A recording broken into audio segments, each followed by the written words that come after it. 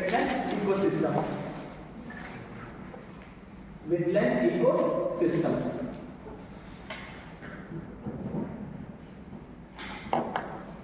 Wetland ecosystem, ठीक है। चलिए सबसे पहले एक बात याद रखिए, वेटलैंड होता क्या है, पहले इसको समझना है, व्हाट इज वेटलैंड, ठीक है। तो देखिए वेटलैंड को बखूबी और बहुत इजी तरीके से समझ सकते हैं। जैसे आप अपने दिमाग में ऐसे रखिए, जैसे सोचिए कीचड़ हो कहीं पर, मड हो, ओके। तो अगर आपसे पूछा जाए कि मड एक्चुअली है क्या, तो क्या लगता है आपको, क्या है मड एक्चुअली? हाँ, मिट्टी और पानी का मिक्सिंग, सीधी सी बात है, मिट्टी और पानी का मिक्सिंग। बस अपने दिमाग में से कितना रखिएगा आप लोग कि मिट्टी और पानी के जो मिक्सिंग है उसी को क्या बोलते हैं, उसी को वेटलैंड कहते हैं, और तो कुछ नहीं। ठीक, अब देखिए जैसे मान लीजिए ये लैंड है और ये क्या है, ये वाटर है।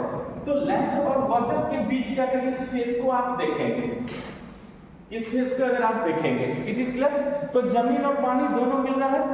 तो जहां जमीन और पानी दोनों मिलेगा वहीं तो कीचड़ बनेगा, इसका मतलब वही क्या है, वेटलैंड। तो अगर कुछ नहीं भी याद रहे आप लोगों को, तो सिर्फ मेरी इतना बात आप लोगों को एक बात आपको याद रखना है कि जहां पर एक जमीन और पानी आपस में मिलेंगे उसी को हम क्या बोलते हैं, वेटलैंड। सिंपल सी बात है, एक लाइन याद रखिएगा कि जहां पर जमीन और पानी मिलता है वही क्या कहलाता है, वेटलैंड कहलाता है।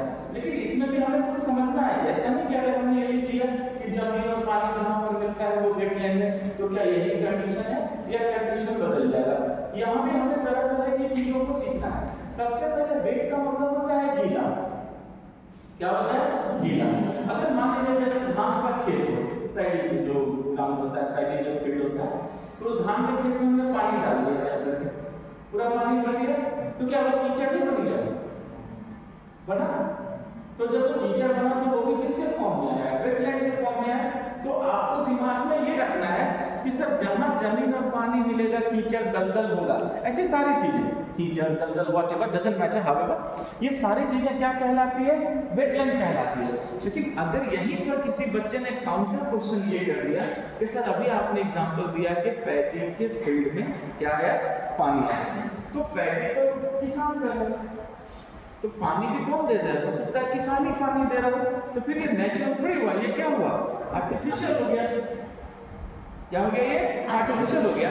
तो क्या वेटलैंड आर्टिफिशियल भी होगा या सिर्फ नेचुरल होगा? अगर ऐसे क्वेश्चन आ गया तो क्या कीजिएगा,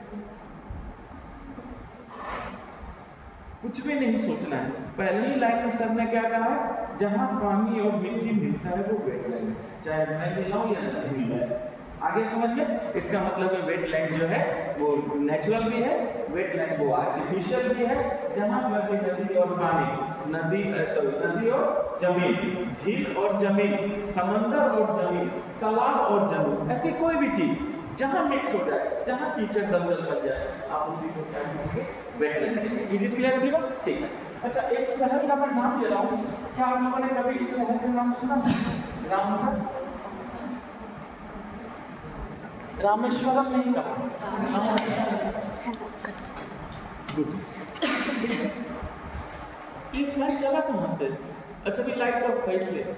तो सबसे पहली बात है कि जैसे मैंने रामसर कहा, मैंने रामेश्वरम नहीं, मैंने क्या कहा, रामसर। इसका मतलब है देखिए यहाँ यही कंफ्यूज होगा, रामसर कह दिया आपके दिमाग में क्या है, रामेश्वरम, ऐसे ही वर्ड आएगा, तो हम तुरंत उसको उसी लॉजिक में लेकर क्लियर करेंगे, नहीं ये 100% गलत है, मैंने रामसर कहा है, क्या कहा है, रामसर। और देखिए सच पूछे तो हमें किसी को भी नहीं पता रामसर किसका नाम है, वेटलैंड का नाम है, रामसर साइट है, तो याद रखिएगा रामसर वेटलैंड का नाम नहीं। सबसे पहले यही चीज मैं बताना चाहूँ, ईरान जान में एक देश है, अभी चर्चा की है, करेंट टॉपिक रखिएगा। तो ईरान में एक शहर है जिसका नाम है रामसर। ईरान में क्या है, शहर है जिसका क्या नाम है, रामसर। यहाँ पर कुछ लोग आए, पूरा जंगल को पहले साफ किया, एसी केबिन बनाया और उसमें बैठ कर मीटिंग कर रहे थे कि नेचर को कैसे बचाया जाए।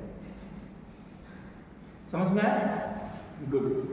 तो अगर आपसे पूछा जाएगा कि आंसर क्या है, तो क्या बोलिएगा, ईरान का एक शहर है जहां पर एक मीटिंग हुई थी और इसी मीटिंग में इसके बारे में मीटिंग की गई थी, वेटलैंड के बारे में। तो रामसर जो कॉन्वेक्शन है वो किससे रिलेटेड है? वेटलैंड से। एकदम क्लियर हो चुका है? लिखेंगे wetland means where land and water mix. Wetland means where land and water mix. Where land and water mix.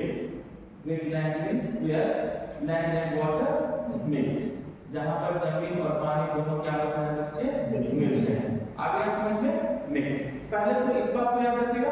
तो जहाँ आपने देखा कि जमीन और पानी दोनों मिल रहा है, इसका मतलब ये ट्रांजिशनल फेज है। क्या है ये? ट्रांजिशनल फेज है। तुरंत ब्रैकेट में लिखिए ट्रांजिशनल फेज या ट्रांजिशनल कंडीशन, कुछ भी लिख सकते हैं। ट्रांजिशनल फेज और ट्रांजिशनल कंडीशन, ठीक है? ट्रांजिशनल फेज और ट्रांजिशनल कंडीशन, इसका मतलब ये क्या है? ये एक तरह का ट्रांजिशनल फेज है। यहाँ इसी को क्या कहते हैं बच्चे? ट्रांजिशनल कंडीशन कहते हैं, ठीक है? इस चीज को नहीं भूलिएगा, ये ट्रांजिशनल फेज है, ये ट्रांजिशनल क्या है? कंडीशन है। ओके, ठीक। अब फैसला ये होगा कि हमें पता कैसे चलेगा कि ये हम करते हैं।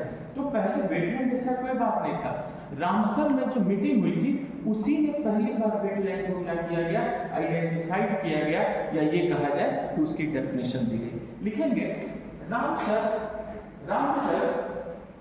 a town of Iran. Ramsar, a town of Iran.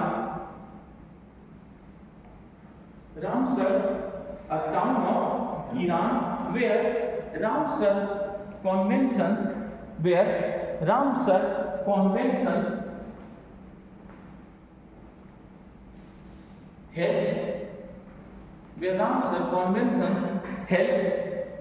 held and wetland is defined, and wetland is defined, and wetland is defined, and wetland is defined, wetland is defined. Okay, defined।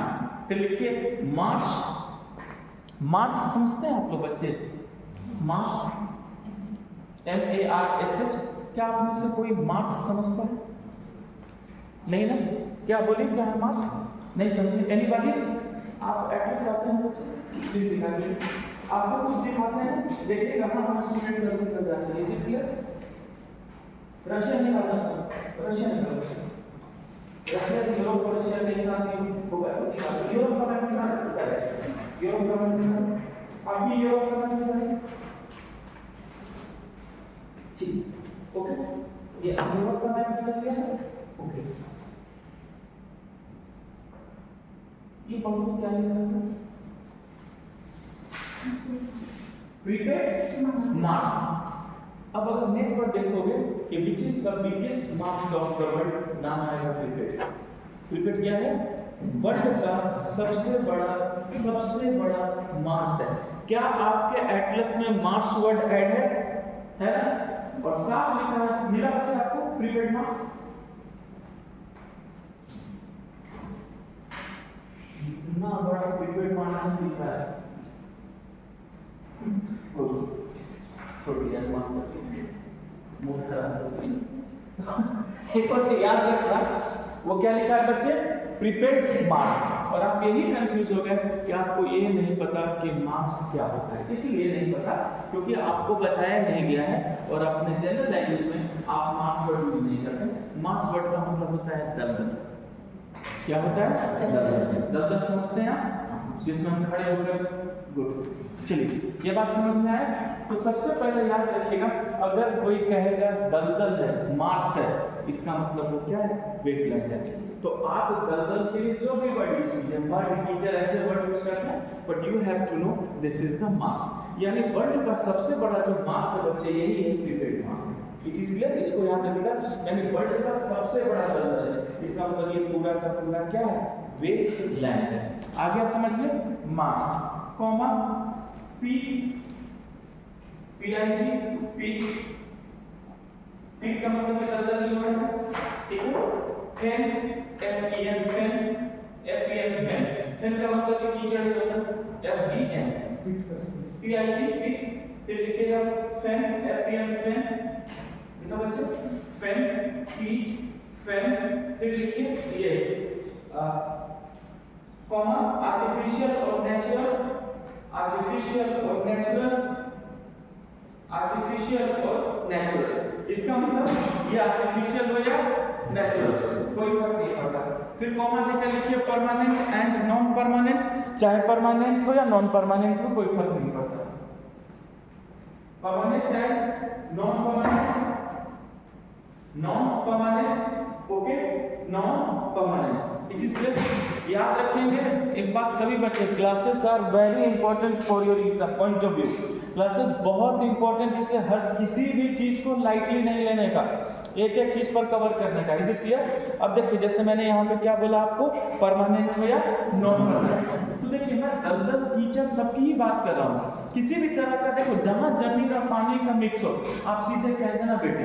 कहने का मतलब है अगर मान लीजिए यहाँ पे जम के बारिश हो जाए, ठीक है, ये नीचे जो ग्राउंड है या नीचे नहीं प्लेटफॉर्म सा है, अगर मान लीजिए उसमें पूरा पानी भर के वो कीचड़ बन जाए, दैट्स वेटलैंड। एक सेकंड के अंदर क्या है वो वेटलैंड। तो इसी में मैंने आपको क्या कहा कि मार्स हो, पीट हो, फैन हो, चाहे आर्टिफिशियल हो या नेचुरल हो, परमानेंट हो या नॉन परमानेंट हो, कोई फर्क नहीं पड़ता, सब के सब क्या है, वेटलैंड है। लेकिन अब मैं यहाँ पे क्वेश्चन घुमा देता हूँ कि दो तरह का पानी होता है, रुका हुआ पानी और दूसरा बहता हुआ पानी। रुका हुआ पानी और बहता हुआ पानी, क्या आप बताएंगे रुका हुआ पानी या बहता हुआ पानी को क्या बोलते हैं?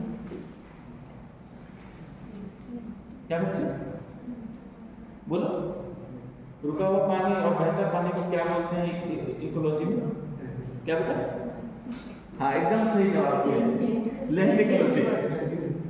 पहले ही सिखा दिया था ना, रुका हुआ पानी लेंटिक, बहता हुआ पानी लोटिक। कॉमा देके लिखो लेंटिक and lotic, लेंटिक and lotic. Good.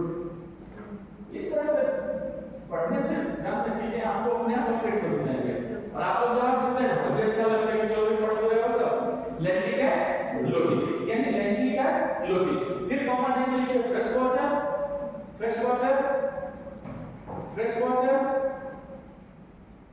and saline water, and saline water, and saline water, यानी फ्रेश वाटर भी हो और saline water भी हो। All are wetland, all are wetland, all are wetland, all are wetland. So always remember that एक चीज आप सभी लोगों को याद रखना है, वो बात ये याद रखना है कि ये जो मैंने लाइन कहा है ये रामसर कन्वेंशन का लाइन है। समझ में आया ना? मैंने सीधा टू द पॉइंट बता दिया जो रामसर कन्वेंशन कहता है। आपसे यही वर्ड लिख कर हो सकता है वो क्वेश्चन में ला दे, तो मैंने आपके दिमाग में पहले ही डाल दिया कि कोई का भी पानी हो, मिट्टी टीचर डिक्स हो, परमानेंट हो, नॉन परमानेंट हो, लिटिक हो, लॉन्टिक हो, आर्टिफिशियल हो, नेचुरल हो, इट इज क्लियर, सेलाइन हो, फ्रेश हो, कीचड़ हो, कुछ भी हो, सब के सब क्या कहलाते हैं? वेटलैंड। जैसे आपके यहाँ जो चिल्का है वो भी क्या है? वेटलैंड। आगे समझ में? यानी ये सब क्या है? वेटलैंड है। अब दिमाग में एक क्वेश्चन आना चाहिए, ठीक है? बड़े आप क्वेश्चन पूछिए कि सर ये जो समुद्र है, कौन? समुद्र, सी और ओशियन, क्या ये भी वेटलैंड है? दिमाग में एक बात याद रखिएगा, गहरा पानी वेटलैंड नहीं होता, गहरा पानी वेटलैंड नहीं होता, क्योंकि मैंने क्या कहा कीचड़ का फॉर्म का है, कीचड़ के फॉर्म में पानी की गहराई हमेशा क्या होती है? कम होती है। तो आप अपने दिमाग में रखिएगा अगर गहरा पानी है तो फिर वो वेटलैंड नहीं है, वरना पता चला आप लोग कुएं में झांक करके कुएं से वेटलैंड नहीं गिर जाओगे। इसीलिए इस बात को याद रखना है कि कुआं की वेटलैंड नहीं होता, इट इज क्लियर। तो समुद्र, तो दिमाग में क्या रखिएगा? गहरा पानी वेटलैंड नहीं होता, इसको नोट कर लीजिए। तो आपको दिमाग की बात क्या पता रहेगा, अगर कोई गहरा पानी की बात करेंगे तो फिर उसको आप वेटलैंड नहीं कहेंगे। Is it clear? लिखेंगे नोट में कि deep water is not considered as wetland, deep water is not considered as wetland, deep water is not considered as wetland, deep water is not considered as wetland, deep water is not considered as wetland। Okay, bracket में लिखिए sea and ocean, sea and ocean, यानी समुद्र के लिए और ocean के लिए मेरा बच्चे ये जो गहरा पानी है ये वेटलैंड में कंसीडर नहीं होता, ठीक है। लेकिन यहाँ एक चीज, हाँ ना सब आ जाएगा, क्योंकि तालाब में भी तो मिट्टी कीचड़ मिक्स ही होता है। लेकिन अब पता चला बहुत गहरा तालाब है तो फिर वेटलैंड बोलना है। लेकिन हमारे यहाँ जो तालाब है वो उतनी गहराई में नहीं होती, क्लियर। जैसे वहाँ के पीछे जो छिप करके झील बह रहा है, आप उसको भी वेटलैंड कह सकते हैं। लेकिन अगर उसकी कहीं पर डेप्थनेस ज़्यादा है तो फिर हम उसको वेटलैंड में कंसीडर नहीं करेंगे। लेकिन हमने क्या किया है, इसमें कचरा डाल डाल के गहराई कम करके वेटलैंड बना दिया है। ठीक, चलिए यहाँ तक तो क्लियर हो चुका है। ओके, अब इसके बाद हाँ, ये आपने सी और सितोषी समझ लिया।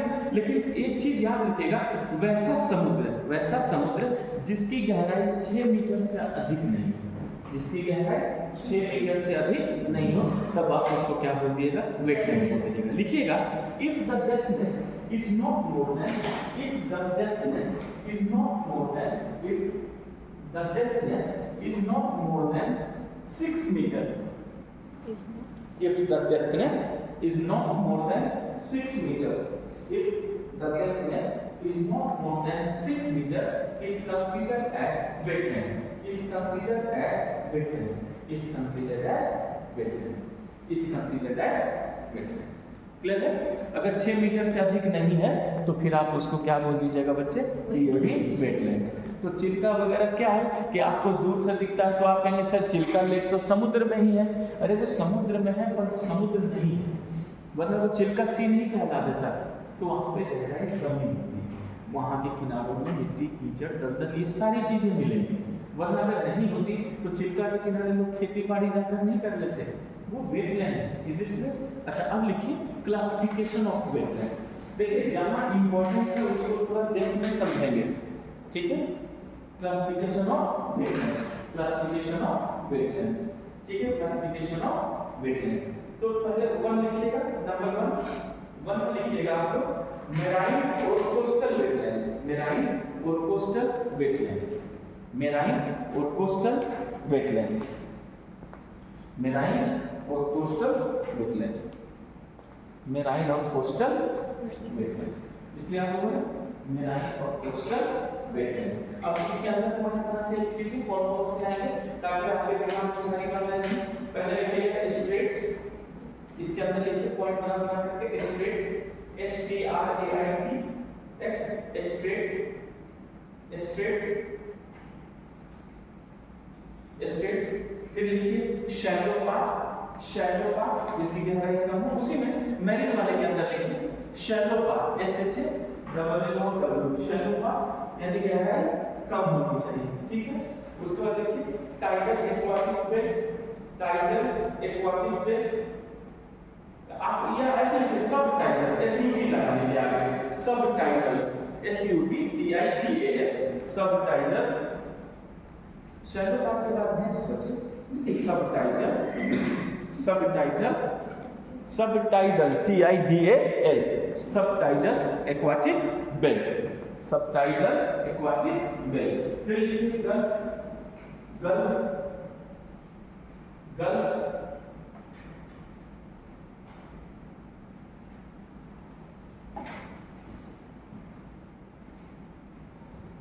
ये एक काम कीजिए, गल्फ को कट कर दीजिए, गल्फ को कट कीजिए, उसमें मैं एक ये कर देता हूं। लिखिए coral reef, coral reef, gulf cut कीजिए, लिखिए कोरल रीफ। फिर लिखिए रॉकी, ROCKY, रॉकी मेराइन शोर, रॉकी मेराइन शोर, रॉकी मेराइन शोर, रॉकी मेराइन शोर, SHORE, शोर, शोर मतलब हाँ, तो बताया था समुद्र के किनारे को शोर बोलते हैं, क्लियर है। फिर लिखिएगा sand, sand, next word sand, sand वो रेत नहीं होता है, सैंड शिंगर, SHINGLE शिंगर, SHINGLE शिंगर। फिर लिखिए पेबल, PEBBLE पेबल, शोर्स, शोर, SHORE शोर, शोर। कहने का मतलब है समुद्र का वो किनारा जहां पर पीला रॉक हो, वो भी क्या है, वेटलैंड। और मान लीजिए पत्थर नहीं हो, रेत हो, छोटे छोटे पत्थर हो जिसको शिंगल बोलते हैं, SHINGLE शिंगल। और फिर क्या होता है पेबल, पेबल का मतलब क्या होता है, कंकड़ जैसा, ठीक है, छोटे पत्थर कंकड़। तो वो सब भी रहेगा, तो उसको भी आप क्या बोलिएगा, आप उसको भी बोलिएगा कि ये क्या है, इसलिए ये चीज आपको बता रहा हूं कि वो भी वेटलैंड। लिखिए estuaries, estuaries, estuaries, ESTUARIES, estuaries, lagoon, LAGOON, lagoon, mangrove, mangrove, mangrove, ठीक है। अच्छा, तो देखिए मैं जब क्लासिफिकेशन कर रहा था तो पहला मैंने क्या बताया था आपको, पहला पॉइंट में मेराइन कोस्टल, अब दूसरा समझ में आ गया, मेराइन कोस्टल के बाद दूसरा inland, inland, inland wetland, inland wetland. अब मैं इनलैंड वेटलैंड समझ गया, जमीन के अंदर, अब समुद्र की बात नहीं जा रहा है, तो इसी में लिखिए जैसा अभी मैंने कहा था, लिखिए लेक, लेक, पॉन्ड, ये पूछा था कभी, ये चीज बच्चे को inland wetland, pond, deltas, deltas, stream, stream, creek, ये सब बता दिया है क्या है, समझ में आया? स्ट्रीम, क्रिक, CREEKS, क्रिक। फिर लिखिए swamp, SWAMP, swamp oblique Marsh, swamp oblique Marsh, swamp मतलब भी कीचड़, मार्श मतलब भी कीचड़। Fresh water spring, fresh water spring, fresh water spring, fresh water spring. चलिए आपका इनलैंड वेटलैंड भी समझ गया, तो आप एक चीज क्लियर कीजिए, ये दोनों नेचुरल हैं, ये दोनों क्या है, नेचुरल है। अब तीसरा पॉइंट में लिख लीजिए आर्टिफिशियल वेटलैंड। अब यहाँ आर्टिफिशियल में पता चल जाएगा आपको, आर्टिफिशियल वेटलैंड। आई रिपीट, पहले मैंने आपको मैरिनल वेटलैंड बताया, फिर मैंने आपको वो इनलैंड वाला बताया, अब हम क्या बताएंगे, आर्टिफिशियल। ये आर्टिफिशियल में कौन कौन है, पहले लिखिए एक्वा, आर्टिफिशियल में लिखिए एक्वाकल्चर। एक्वाकल्चर कोई समझते हैं क्या होता है एक्वाकल्चर, बताइए। हाँ, फिर से एक्वाकल्चर यानी समुद्र के किनारे, जैसे आंध्र प्रदेश के बगल में, आपके उड़ीसा के भी कोस्टल एरियाज में देखिएगा प्रॉन्स की खेती होती है। आंध्र प्रदेश के नेल्लोर को प्रॉन डिस्ट्रिक्ट बोला जाता है, झींगा जिला, समझ में आ रहा है? तो ये चीजें जो है ये एक्वाकल्चर में आ जाती है। और एक्वाकल्चर में लोग वो सीप समझते हैं, मुर्गी जिसमें पट होता है, उसकी भी खेती होती है। तो ये सब चीज एक्वाकल्चर में आता है, तो उसी को क्या बोला गया है, वेटलैंड कहा गया है। क्लियर है? ठीक है, फिर लिखेंगे लेक हो गया, पॉन्ड हो गया, एक्वाकल्चर हो गया। फिर लिखिए small tanks, small tanks, small tanks, small tanks. Tank समझते हैं आप लोग, क्या होता है टैंक? हाँ, छोटे तालाबों को टैंक बोला जाता है, बड़े तालाब तो पूरे तालाब ही होते हैं, तो जो छोटे छोटे तालाब होते हैं उनको टैंक बोला जाता है, वो वाला नहीं, धान वो नहीं कहा है। Is it clear? तो याद रखिएगा तालाबों के अलावा टैंक वर्ड भी यूज किया जाता है। जैसे मछली, लोग मछली की खेती करते हैं तो छोटा मोटा टैंक बनवा देते हैं, तो उसी में जो है फिशिंग क्या करेंगे, वो खेती करेंगे। ये चीज क्लियर, समझ में आया? तो इस चीज को याद रखिएगा। टैंक हो गया, फिर लिखिए इरिगेटेड, इरिगेटेड लैंड, वही मैंने कहा खेत में पानी डाल के भाग करते हैं, इरिगेटेड लैंड, इरिगेटेड लैंड।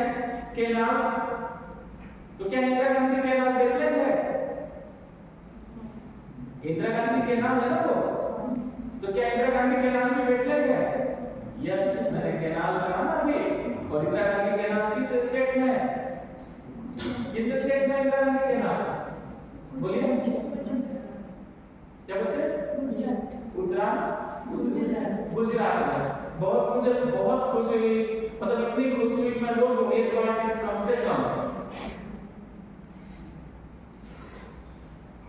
किसी को नहीं पता इंदिरा गांधी कैनाल है कहाँ है, किसी को नहीं पता। वेरी गुड, आज तो लग रहा है मैं अपना ही नारियल फोड़ दूं। पढ़े लिखो कितना पढ़ा है, रो रो के पढ़ा है। राजस्थान कहाँ पर है? राजस्थान। अब ये नहीं बोलेगा सर गुजरात मुझे बगल में ही है। अरे बगल की बात नहीं है, इतनी बड़ी गलती कर रहे हैं हम लोग। आपको पता है ना, जब रिवर सिस्टम पढ़ा रहा था तो मैंने कहा था कि जो हरीके बैराज की तरफ से जो निकाला गया है इंदिरा गांधी के नाम 468 किलोमीटर जैसलमेर तक, और ये वर्ल्ड का सबसे लंबा केनाल है इंदिरा गांधी के नाम। प्लीज मत भूलिए, इंदिरा गांधी के नाम राजस्थान में है, नागौर, बीकानेर, बाड़मेर, जैसलमेर, ये पूरा का पूरा। और याद रखिएगा एक चीज मैं आपको बता रहा हूँ, ये पूरा का पूरा जो डेजर्ट है, इस डेजर्ट के साथ इस तरीके से चल रही है पूरा। देखिए बाड़मेर का, जैसलमेर, बाड़मेर, ये बीकानेर, ये देखिए इस तरह से पूरे डेजर्ट को ये पार कर रही है। इसको मरु की गंगा, गंगा और डेजर्ट कहा जाता है। ये वर्ल्ड का सबसे लंबा डेजर्ट है। तो राजस्थान में ये जो केनाल है, इस केनाल बनने के कारण बच्चे याद रखिएगा कि राजस्थान में भी क्या बन गया? वेटलैंड बन गया। ये छोटे क्वेश्चंस हैं, मैं सपोज करूंगा कि आप ऐसी गलती नहीं करें। समझ में आया? इसलिए नहीं करें कि बहुत, ये उस दिन भी मैंने कहा था, ये बहुत हमारे छोटे क्वेश्चंस हैं, इन सब पर गलती नहीं करने का बच्चे। ये सब अपराध की श्रेणी में है, समझ में आया? और ये नहीं सोचेगा कि आप लोग पुलिस से ही है, सजा करके आपका प्रावधान होगा इन सब पर। तो भूलिएगा नहीं, इंदिरा गांधी के नाम कहाँ पर है? राजस्थान। ये सब गलती नहीं करने का बच्चे, सब डिस्टर्ब करेगा आपको। फिर लिखिए नेक्स्ट, ट्रीटमेंट वाटर, ये waste water treatment, waste water treatment, WAST, waste water treatment area, waste water treatment area, waste water treatment area, waste water treatment area, waste water treatment area. Is it clear? तो आप देखते हैं जैसे नगर शहर का गंदा पानी ट्रीटमेंट करके उसको रिफाइन करके दोबारा भेजा जाता है कि ताकि आप आराम से पी सकें उसको। तो ये जो ट्रीटमेंट प्लांट है, वो जो पानी इकट्ठा किया गया है वो भी क्या है? वो भी तो वेटलैंड है। समझ में आ रहा है? तो याद रखिएगा ये पूरा का पूरा वेटलैंड ही कहलाता है। आप खुद से भी एक बाल्टी पानी अगर किसी मिट्टी में डाल दो, कीचड़ बन जाए, दैट्स ऑल्सो वेटलैंड। क्यों? क्योंकि वेटलैंड मिक्सिंग होता है जमीन और पानी का। ये चीज़ क्लियर है बात? ठीक है। अब यहाँ पर जैसे मैंने आपको कुछ क्या बोलते हैं उसको, कुछ डेफिनेशन वाले वर्ड में आपको बताया था। मास लिख के जैसे मास लिख कर जैसे दीजिए, ठीक है? मास,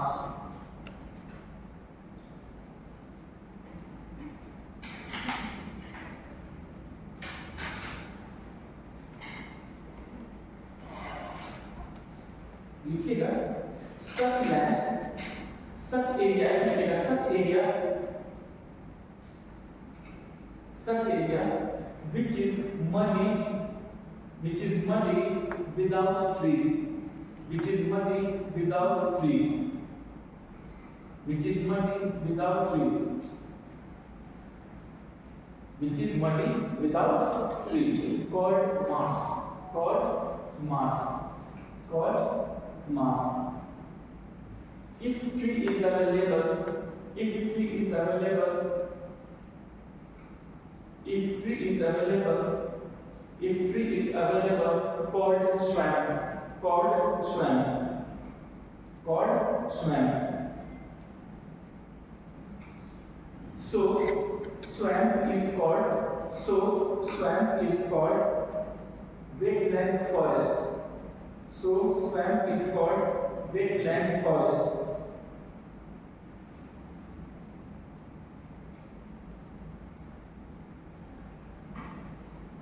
क्या समझे? यहाँ पे दो चीजें आ रही हैं, मार्श और स्वैम्प। अगर कोई दलदल की जमीन है, पूरी दलदल है और उसमें एक भी पेड़ नहीं है, एक भी पेड़ नहीं है, तो आप उसको क्या बोलिएगा? मार्श। क्लियर है? क्या बोलिएगा? मार्श। लेकिन अगर पेड़ है तो स्वैम्प। तो मान लीजिए कोई जंगल है, पेड़ है और उसमें दलदल हो, तो बोलिएगा वो स्वैम्प है। इसलिए स्वैम्प को वेटलैंड फॉरेस्ट भी बोलते हैं, लेकिन मार्श को कोई फॉरेस्ट नहीं बोलते। इसलिए तो पहले इस चीज को याद रखिएगा। देखिए ये कुछ बेसिक्स हैं, लेकिन हमें समझना है। फिर लिखिएगा BOG, बॉग लिख के कैसे दीजिएगा, BOG बॉग, बॉग।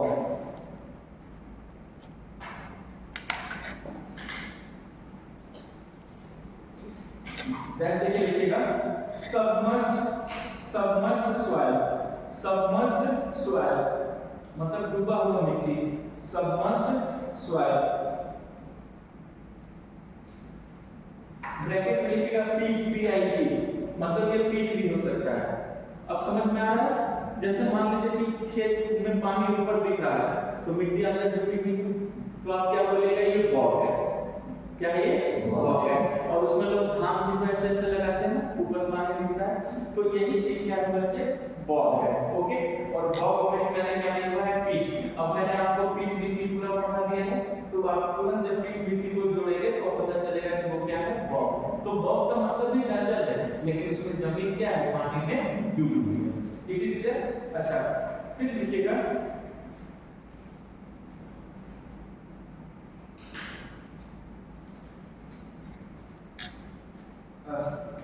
लिखिएगा FEM, फेम लिख के कैसे दीजिएगा, सॉरी FEN, फेम लिख के कैसे दीजिएगा, लिखिएगा if a mud is made by underground water,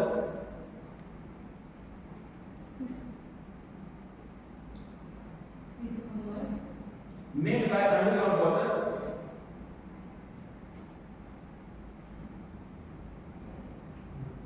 or surface drainage or surface drainage or surface drainage, then called fen, then called fen, then called fen। Clear है? जैसे मान लीजिए बच्चे, क्लियर है कि अगर कोई दलदल है तो आप देख रहे हैं कि बाहर से कहीं से पानी नहीं आ रहा है, इसका मतलब जमीन के अंदर का पानी है, तो आप उसको क्या बोलिएगा, फेन बोलिएगा। या मान लीजिए सरफेस की कोई नदी बह रही हो, कोई नदी बह रही हो और नदी ने उसको पानी दे दिया है, तो भी क्या बोलिएगा, फेन। क्लियर है?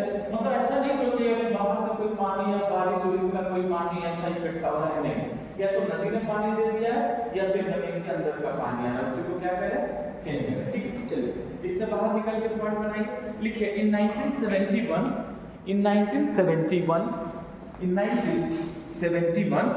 there was a convention, in 1971 there was a convention in Ramsar, in 1971 there was a convention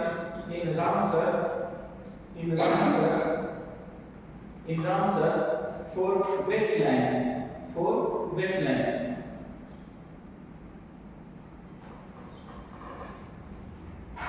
it is only one treaty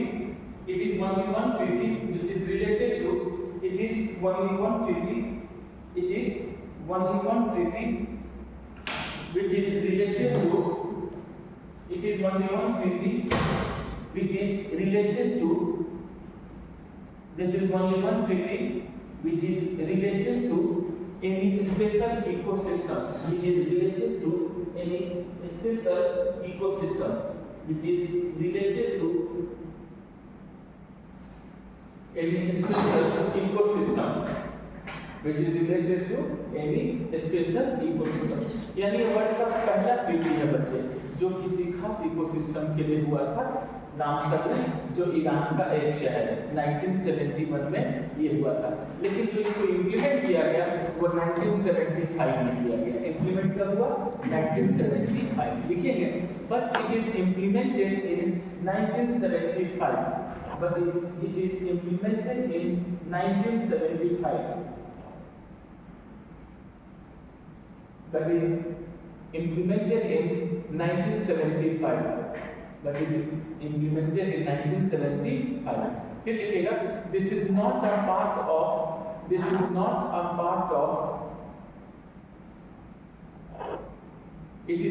part of other environmental treaties, it is not a part of other environmental treaties by UNO, other environmental treaties by UNO, समझ में आया? ठीक है, फिर लिखेंगे India is admitted in 1982। India is admitted in 1982। India is admitted in 1982। 1982। देखिए 1971 में कुछ लोग दुखी होकर बैठे आपस में, और दुखी होकर बात कर रहे हैं कि टीचर को बचाना बहुत जरूरी है। तो क्या करें, तो पहले उस पेड़ को काटो, जंगल साफ करो, कीचड़ बनाओ, उसमें मीटिंग करो। तो मीटिंग 1971 में हुई, क्या बोला गया? Ramsar convention. और लेकिन ये लागू कब हुआ? 1975 में। और भारत कब इसमें एडमिट हुआ? 1980। क्लियर हो गया? 71 का कन्वेंशन, 75 में लागू, इंडिया का एडमिट हुआ 1982 में। उस समय इसमें 170 पार्टीज थे। कितने पार्टीज थे? 170। नेक्स्ट पर एक आदमी चेक कीजिए, how many parties in Ramsar convention. देखिए अभी क्या बता रहे हैं, उस समय 170 में, अभी बढ़ा है या कुछ घटा है? अपडेट कीजिए, how many parties in Ramsar convention. How many parties in Ramsar convention, या प्रेजेंटली भी वर्ड यूज कर लीजिए, अभी लिख रहे हैं हाउ मेनी पार्टीज। कितना बचे? 172, यानी दो लोग बढ़े हैं। लिखिएगा 172 पार्टीज, 172 पार्टीज, 172 पार्टीज। चलिए दो ही पीछे था, 170 था, तो कितने पार्टीज हो गए हैं? 170 पार्टीज हो गए। 172 इसमें क्या है? पार्टीज है। चलिए इतने लोग हैं तो कम से कम, और इसको बचाना जरूरी है। याद रखिएगा, वेटलैंड क्या है? बायोडाइवर्सिटी का एरिया होता है, इसको सेव करना बहुत जरूरी है। बाहर के भी तो माइग्रेटरी बर्ड आते हैं, आपके चिल्का में आते हैं ना, Siberian crane. It is clear? तो ये बहुत जरूरी होता है वेटलैंड को समझाना, ठीक है? क्योंकि वेटलैंड क्या है? Diversity area. लिखिएगा, wetland is a biodiversity area with full ecological productivity. Wetland is a biodiversity area, wetland is a biodiversity area with full of ecological productivity, with full of ecological productivity, full of ecological productivity. Okay, फिर लिखिएगा wetland day is 2nd Feb. wetland day is 2nd Feb. wetland day is 2nd Feb. समझ रहे हैं? 2nd Feb 2 फरवरी, Feb बोलते हैं ना, good. तो wetland day कब मनाया जाता है? 2nd फेब, 2 फरवरी को हम वेटलैंड डे मनाते हैं। और पहला वेटलैंड डे 1997 में मनाया। लिखिएगा, first celebrated in 1997, first celebrated in 1997, यानी हमने 1997 में पहला सेलिब्रेट किया था। उस समय में दिमाग आया था ये वेटलैंड को सेलिब्रेट कर लो। क्लियर है? ओके, अच्छा अब यहाँ पर क्या कीजिएगा, थोड़ा यहाँ पर हम इंडिया को लेकर आ रहे हैं, क्योंकि हमें इंडिया में ये रहना है। सबसे पहले एक बात सभी लोग सुनिएगा ध्यान से, अगर आपसे पूछा जाए कि भारत में सबसे ज्यादा वेटलैंड किस स्टेट में है, तो क्या बोलिएगा? गुजरात। क्या बोला बच्चे आपने? गुजरात। मैं फिर से बोल रहा हूँ कि भारत में सबसे ज्यादा वेटलैंड का एरिया, भारत में सबसे ज्यादा wetland area, I repeat, Bharat में सबसे ज्यादा वेटलैंड एरिया किस राज्य में? गुजरात। पहला तो क्लियर हो गया। लेकिन पूछा जाएगा किस वेटलैंड का एरिया सबसे ज्यादा है, तो फिर से क्वेश्चन सुनिएगा। क्वेश्चन है वेटलैंड एरिया किस राज्य में ज्यादा है, तो आपने गुजरात कहा, लेकिन वो अब राज्य नहीं पूछ रहे, वो पूछ रहे हैं ऐसा कौन सा वेटलैंड है, मतलब एक वेटलैंड जिसका एरिया बहुत बड़ा है। तो ये मैंने आपको बताया था ना, वेम्बनाड कयाल, वेस्टर्न घाट में केरल में, आपको इंडियन ज्योग्राफी पढ़ा है, वही है इंडिया का सबसे बड़ा एरिया का क्या? वेटलैंड। लिखेंगे ऐसे, लिखेंगे वेटलैंड इन इंडिया, लिखकर वेटलैंड कीजिए, wetland in India, wetland in India. तो हमें इंडिया में उस वेटलैंड को समझना है। क्लियर है? ओके, तो सबसे पहले लिखिएगा क्या बच्चे? हाईएस्ट क्या बात करते हैं, और तुमने फिर क्या लेते हैं? नहीं, हाईएस्ट पे कहां है? एक यहां पे लिखा Gujarat has the largest total area, वो थोड़ा ना गुजरात, हां एरिया बस, हां तमिलनाडु में द हाईएस्ट नंबर है, तो आपको पता है, वो कंफ्यूज नहीं होइएगा। मैंने पहले कहा एरिया में कौन है? गुजरात, नंबर में कौन है? तमिलनाडु, उसमें तो एरिया नहीं रहता। ठीक है, कोई दिक्कत नहीं, कहां भी कंफ्यूजन हो तुरंत देख लीजिएगा। गुड, लिखेंगे in India approx 4.63% wetland in India approx 4.63 wetland. In India approx 4.63% wetland is found.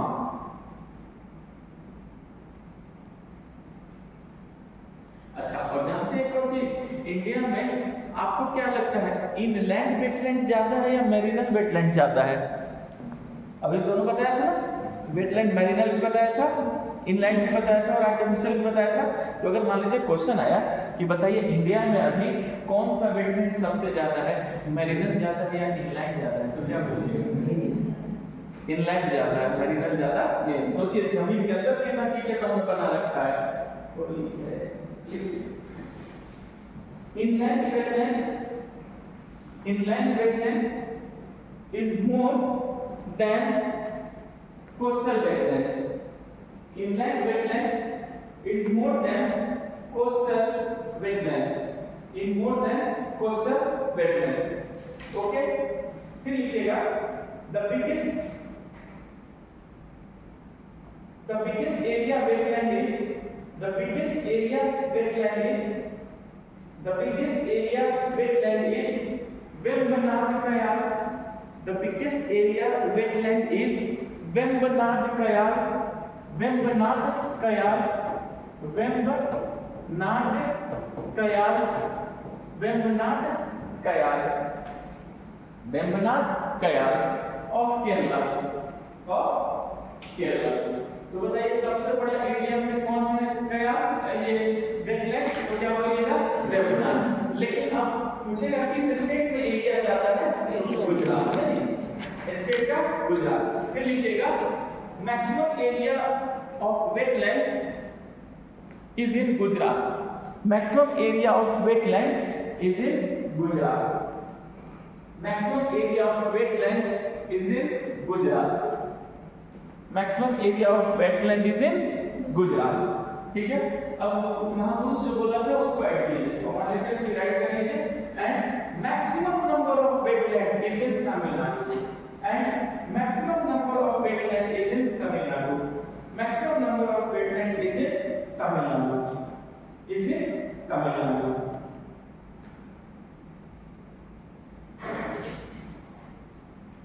अच्छा, अब यहाँ पे जो क्वेश्चन बोला हूँ ध्यान से सुनिएगा। जब भारत 1982 में किसमें एडमिट हुआ? इंडिया वेटलैंड में किस ईयर में एडमिट हुआ? 1982 में। तो एडमिट होने का मतलब क्या था? आपका भी वेटलैंड गया उसमें। एडमिट होने का मतलब ये थोड़ी था कि तबीयत खराब नहीं एडमिट कर लीजिए, वो एडमिट नहीं था।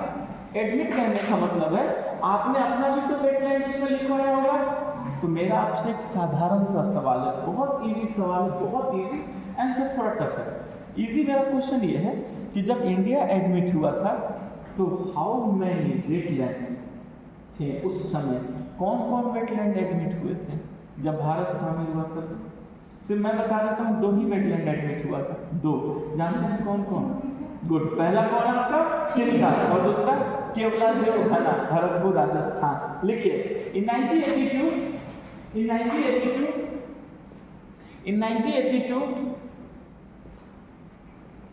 there were 2 wetland admitted. In 1982 there were 2 wetland admitted. There were 2 wetland admitted. लिख लीजिए पहले Chilka wetland. Chilka wetland, Chilka north के तरफ एक डिश का भी नाम है। चिल्का वेटलैंड तो मुझे एकदम पसंद है। And Keoladeo, KEOLADEB,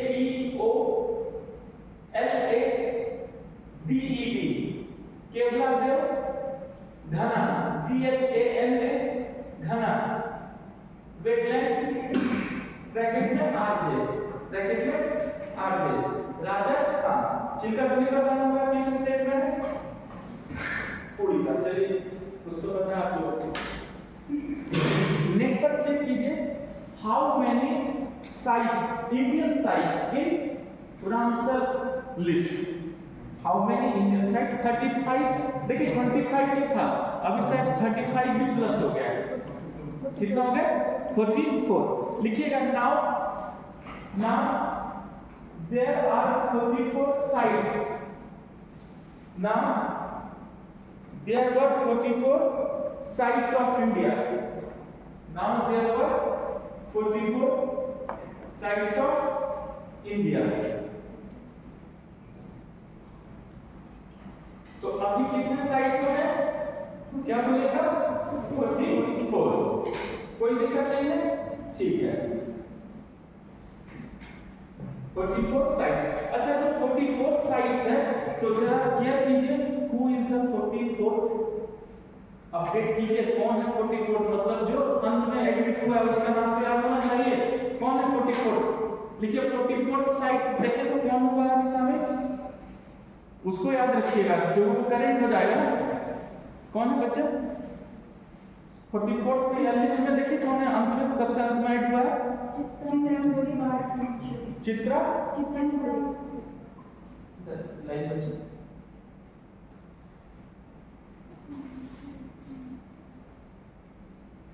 Chitrangudi bird century Tamil Nadu. ठीक है लिखेंगे 44th इज चित्रांगुडी। चित्रांगुडी लिख लेंगे, पेंसिल लिखना है। Good 44th is Chitrangudi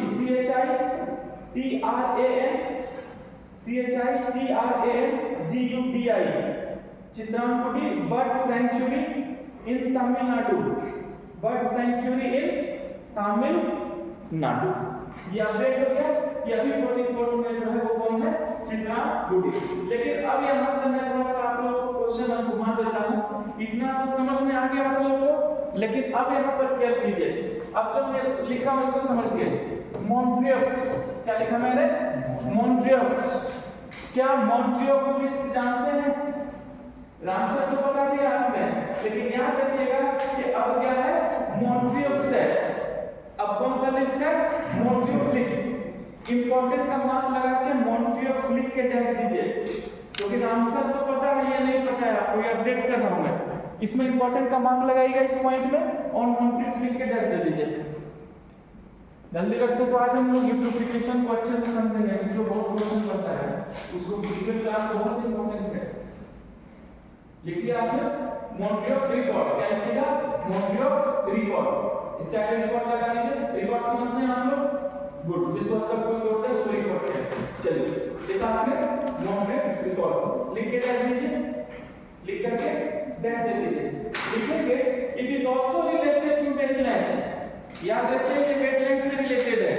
it is also related to wetland of international favour. It is also related to wetland of international favour. International favour क्या समझ में आया? जो भी इंटरनेशनल फेवर का है, अंतरराष्ट्रीय महत्व का है, उसको किस लिस्ट में शामिल किया गया है? Montreux record. समझ में आया? तो प्लीज सभी बच्चे याद रखिएगा कि Montreux record is also related to the wetland. Montreux record भी किससे रिलेटेड है? वेटलैंड से। और इसमें कौन से वेटलैंड आएंगे? वैसे वेटलैंड आएंगे जो इंटरनेशनल फेवर पे है and which are affected by human encroachment by human encroachment. वो तो हमारी कारण बर्बाद हो रही है सारी चीजें, हम लोग तो जमीन में जाके बर्बाद कर रहे हैं। हां which are affected by human encroachment. Encroachment ENCROUCHMENT encroachment. Encroachment समझते हैं आप लोग? जैसे मान लीजिए मेन रोड गुजर रहा है, उसके अगल बगल देखते हैं दुकान ठेले पता नहीं क्या क्या लगा के बैठ जाते हैं सब, उसी को एनक्रोचमेंट बोलते हैं। अतिक्रमण तो वो सरकार बुलडोजर भेजती है कि हटाओ सबको। अवैध कब्जा, जैसे यहाँ पे खड़े लोग एक छोटी सी पहाड़ के ऊपर दिख रहा है ना, वो सब क्या है? एनक्रोचमेंट है, जिसको बोला जाता है इलीगल कब्जा। आगे समझ में क्लियर है? तो इसका मतलब हो गया कि वैसा वेटलैंड जिसमें इंक्रोचमेंट हो रहा हो, यानी हम आप उसको बर्बाद कर रहे हैं। And environment pollution and environment pollution and environment pollution and environment pollution। समझ में आया? इसका मतलब है, याद रखिएगा बच्चे, रामसर कन्वेंशन आपको पता था कि रामसर जो कन्वेंशन है ये किससे रिलेटेड है? वेटलैंड से रिलेटेड है। लेकिन अगर मान लीजिए कोई वेटलैंड है जिसमें जाकर के मैं रातों रात अपनी झोपड़ी बना दूं, हाँ गुड ओके, अब झोपड़ी बना दो, उसी में पूरा कूड़ा कचरा एकदम डाल करके उसी में पसरा रहा हूं, तो लाइफ हो तो ऐसे, इसका मतलब आपने वेटलैंड को बर्बाद कर दिया। तब इसमें क्या हो गया? इकोलॉजिकल जो है क्राइसिस हो गई। तो ऐसे को बचाने के लिए कौन सा लिस्ट बना? Montreux record. कौन सा लिस्ट बना? Montreux record. तो क्या मॉन्ट्रियक्स रिकॉर्ड रामसर रिकॉर्ड से अलग हो गया या दोनों एक है? अगर ऐसे पूछा जाए तो, क्योंकि ऐसे ही पूछते हैं ना स्टेटमेंट बनाकर। याद रखिएगा मॉन्ट्रियक्स रिकॉर्ड जो है वो रामसर रिकॉर्ड के अंदर काम करेगा, बाहर नहीं। क्लियर है? लिखिए this record is under Ramsar convention, this record is under Ramsar convention, this record is under Ramsar convention. हाँ, रामसर कन्वेंशन। और देखिए हमने इसको बना तो लिया, लेकिन हम इतने शरीफ निकले कि हमारे में कोई इसके अंदर आ गया। इसका मतलब हमने परिचय दिया कि हम प्रो इंडियन हैं। लिखेंगे two Indian site also admitted, two Indian sites also admitted, two Indian site also admitted. Okay, पहला कौन एडमिट हो गया? लिखिएगा इन 1990 केवलादेव नेशनल पार्क, लोग उसको एडमिट कर दिया, बर्बाद कर दिया। बेचारा पहले शामिल हुआ, पहले भी बर्बाद किया हमने। In 1990 Keoladeo national park, Keoladeo national park.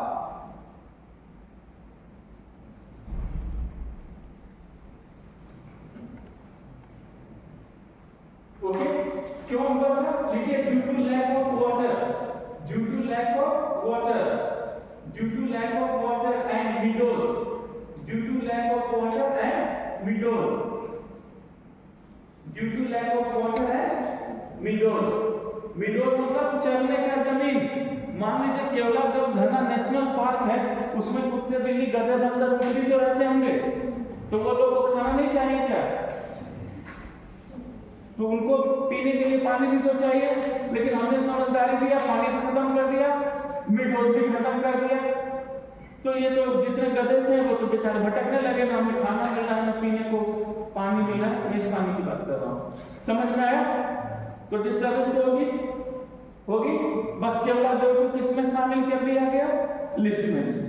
लो, अब सरकार क्या कर रही है? केनाल बनाकर इसमें पानी दे रही है ताकि ये बच जाए। लिखिए now problem is being solved by the government, now problem is being solved by the government, now problem is being solved by the government to serve water by the canals, to serve water by the canals।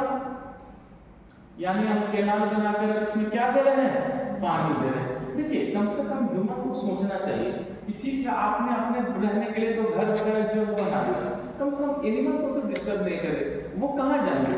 उनको पीने का पानी भी नसीब नहीं होगा, वो कहाँ जाएंगे?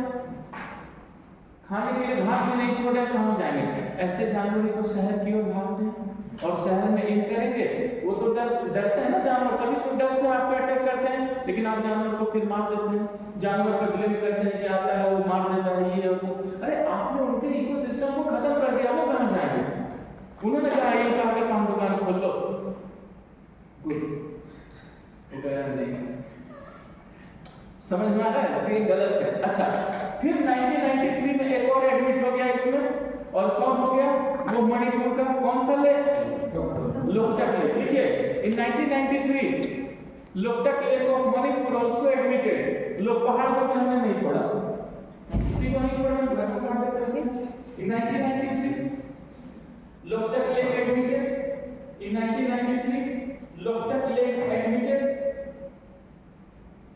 due to deforestation and pollution, due to deforestation and pollution, due to deforestation and pollution, due to deforestation and pollution। अब पहाड़ पर जाकर आप सारा जंगल काट देंगे तो क्या पोल्यूशन नहीं होगा, और पोल्यूशन होगा तो लो इसको भी खतरा हो गया, तो सरकार इस पर भी ध्यान देंगे। और तो और कमाल किया हम लोगों ने 1993 में एक और को शामिल कर दिया, किसको, ये आपके पड़ोस में जो है चिल्का को, लिखिए चिल्का वाज आल्सो एडमिटेड, समझ में आया, यानी उड़ीसा के लोगों ने कसम खा लिया चिल्का को बर्बाद करके खाने दिया। Chilka was also admitted due to silting, due to silting, due to siltation, due to siltation, siltation, due to siltation, due to siltation,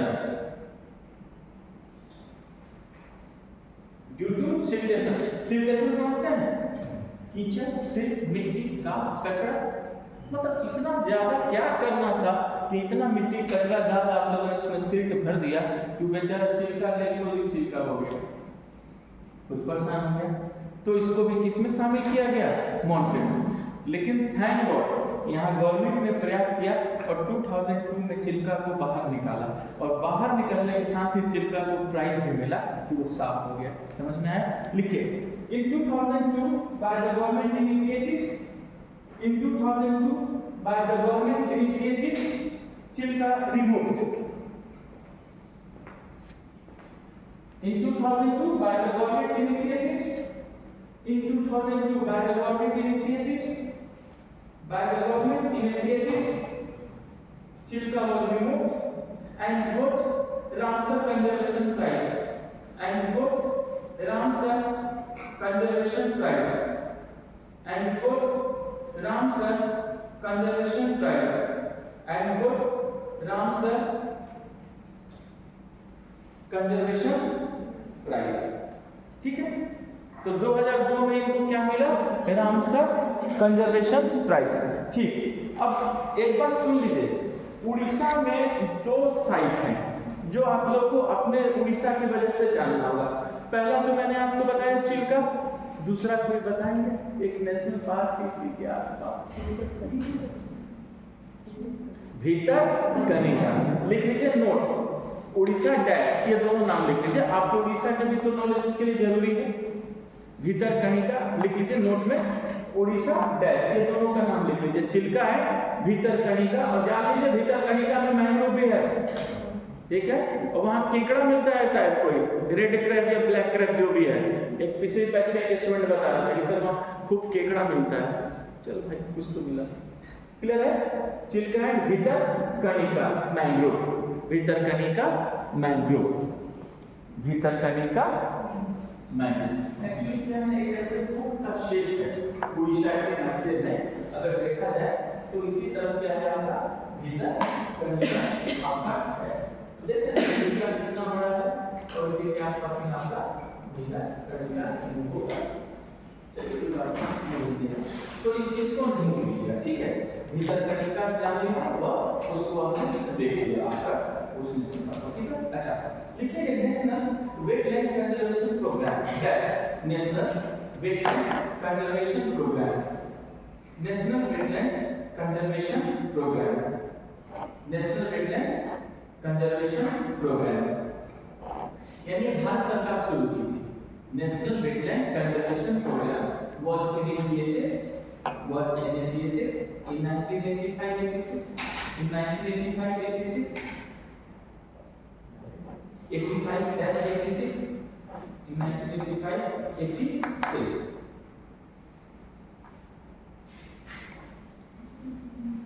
ठीक है, for the protection and conservation of wetland, for the protection and conservation of wetland,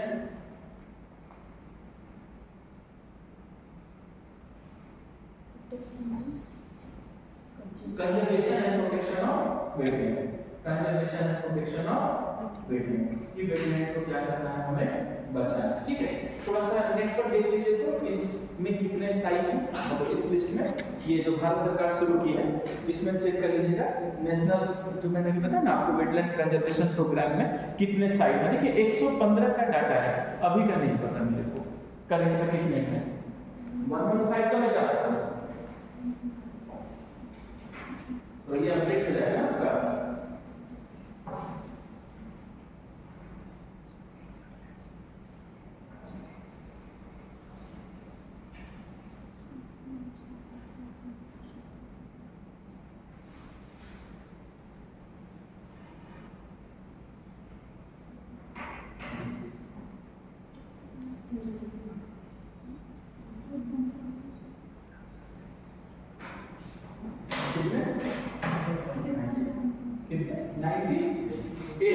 इसका मतलब वो सब बढ़िया हो गया, हटा दिया गया।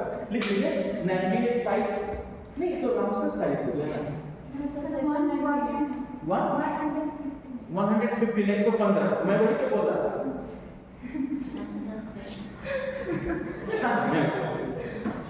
क्या बात है, सब ठीक चल रहा है? नहीं कोई बात नहीं, अब के लिए बात कर सलाह दे उठा तो देखेगा सलाह के अलावा कुछ नहीं।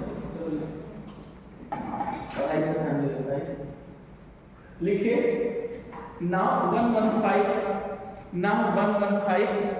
Site is considered in this. मैं एक मिनट का this now 115 site is considered in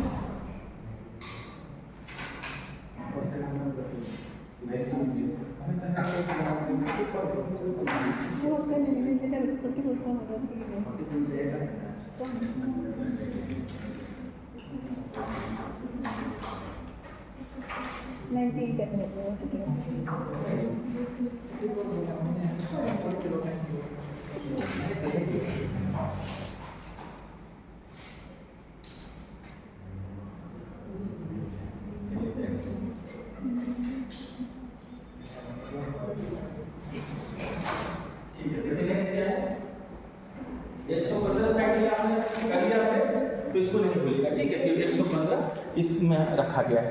next क्या है देखिए अगला, नेक्स्ट इकोसिस्टम, हाँ मैंग्रोव इकोसिस्टम। इंपॉर्टेंट का मार्क लगा दीजिएगा, mangrove ecosystem, mangrove ecosystem, mangrove ecosystem, mangrove ecosystem. Is it clear everyone? ठीक है, ओके, ठीक है। इसमें इंपॉर्टेंट का मार्क लगा दीजिएगा, मैंग्रोव इकोसिस्टम। पहले ब्रैकेट में लिखिए CN। CN का मतलब है क्लास नोट्स, CN लिख लीजिए ब्रैकेट में CN, CN का मतलब क्या होता है क्लास नोट्स। ये आपको दिमाग में रखना है, क्लास नोट्स को मैं CN लिखवा देता हूँ। क्यों? क्योंकि जब मैं आपको वेजिटेशन पढ़ा रहा था बच्चे, तो वहाँ मैंने आपको ऑलरेडी इसके बारे में पूरा पढ़ा रखा है, लेकिन यहाँ पर हम क्या करेंगे इकोसिस्टम के लिहाज से पढ़ेंगे, ठीक है। थोड़ा एक दो चीज अब उसको कवर करते हैं, क्लियर? तो सबसे पहले याद रखिएगा कि ये मिलता है, इसीलिए क्या आपको में से किसी भी बच्चे को कुछ भी याद है मैंग्रोव फॉरेस्ट के बारे में जो मैंने पढ़ाया था? अब प्लीज बताइए बच्चे, कुछ भी याद है बोलिए। देखिए इसलिए ताकि मैं आपकी मदद कर पाऊंगा, इसलिए मैं कोस्टल एरिया में एकदम सटीक जवाब कहाँ बच्चे? कोस्टल एरिया, जमीन पर या पानी में? पानी, कहाँ? पानी, एकदम सटीक जवाब। लेकिन सबसे पहले इसके इकोलॉजी को समझना है, कहाँ पर ये मिलेगा, ये चीज क्लियर। और फिर मैं आपको एक दो इसमें पॉइंट बताऊंगा जो आपको सबको मतलब 24 घंटे दिमाग में रखना है, यहाँ से क्वेश्चन घुमाते हैं लोग, इज इट क्लियर? और मेरा कभी भी इन सबसे ऐसा कोई क्वेश्चन गलत नहीं होता था, ये इसी सब तरीके से मैं आपको वही चीजें अपना बता रहा हूँ कि कैसे मैं डील कर लेता था। इज इट लिखेंगे, this vegetation is found in tropical and subtropical area, this vegetation is found in tropical and subtropical area. This vegetation is found in tropical and subtropical area. This vegetation is found in tropical and subtropical area. आगे समझ में? तो सबसे पहले याद रखिएगा, अगर आपसे पूछा जाएगा कि ये किस एरिया में मिलता है तो क्या बोलिएगा? ट्रॉपिकल एरिया और सबट्रॉपिकल। ये आप लोगों को याद रहेगा, ट्रॉपिकल एंड सबट्रॉपिकल एरिया में। इसका मतलब बच्चे यहाँ टेम्परेचर हाई है, ह्यूमिडिटी भी ज़्यादा है, क्लियर है? ये मैंग्रोव की खूबी है कि मैंग्रोव टेम्परेचर के अकॉर्डिंग होता है, हर जगह मिलता है मैंग्रोव नहीं हो जाएगा। तो देखिए कैसे कंफ्यूजन होगा, जैसे अभी आपने कहा ना कोस्टल एरिया में मिलेगा, तो कोस्टल एरिया इस वर्ल्ड में तो 70% पानी है बच्चे, तो कोस्टल एरिया तो हर जगह है, तो क्या हर जगह मिल जाएगा? नहीं, कहाँ मिलेगा? ट्रॉपिकल और सब ट्रॉपिकल एरिया में। और इसमें कौन आता है? इसमें आता है इंडिया, इसका मतलब है मैंग्रोव इंडिया में तो मिलना ही मिलना है, ठीक है। लिखा आपने it is found in tropical and subtropical area, लिखिएगा here temperature and humidity is high, here temperature and humidity are high, here temperature and humidity are high.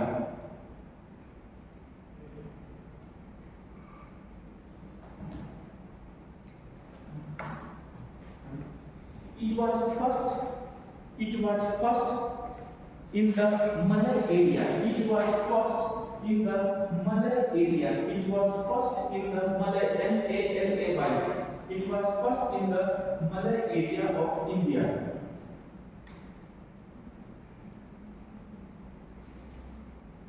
Malay लिखा आपने area of India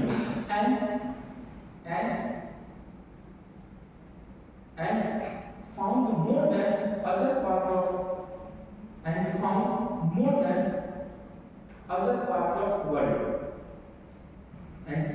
than other part of world part of। अब सभी लोग सुनिए, कहा जाता है कि ये जो आपका मैंग्रोव है, इज दिस क्लियर? मैंग्रोव के लिए कहा गया है बच्चे कि सबसे पहले मैंग्रोव का उद्गम कहाँ हुआ? उद्गम का मतलब होता है ओरिजिन, कि मैंग्रोव सबसे पहले कहाँ बना था। तो आप लोग इस बात को याद रखिएगा कि मैंग्रोव का जो उद्भव है, ओरिजिन है, वो भारत है। कौन सा एरिया? Malay area. लेकिन क्या हम जानते हैं मलय एरिया क्या है? देखिए एक एकदम नया शब्द है, what is Malay area of India. Malay जो शब्द है ज्योग्राफी में वो मलेशिया के लिए है, इसके लिए बच्चे मलेशिया के लिए। लेकिन यहाँ तो मलय एरिया कहा गया है, तो घबराइए नहीं, मलय एरिया अंडमान निकोबार के एरिया को कहा गया। किसको कहा गया? अंडमान निकोबार। ब्रैकेट में लिख दीजिए अंडमान निकोबार, भूलिएगा नहीं, मलय एरिया अंडमान और निकोबार के एरिया को कहा गया है।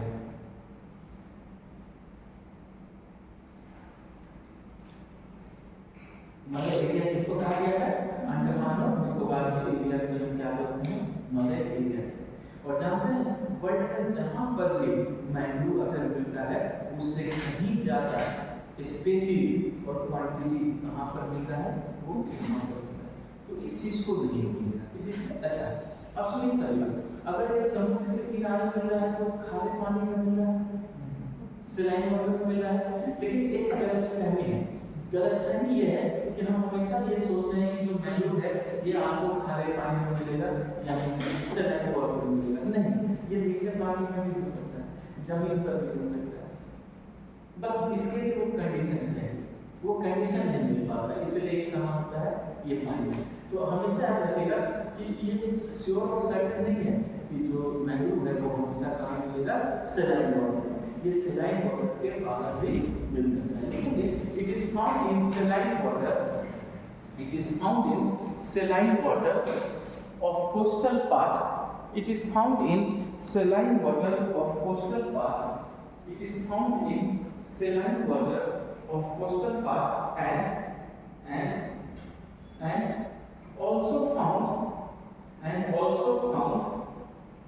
and also found in fresh water, and also found in fresh water.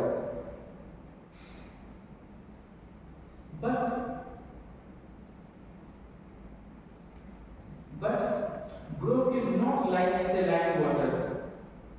But growth is not like saline water.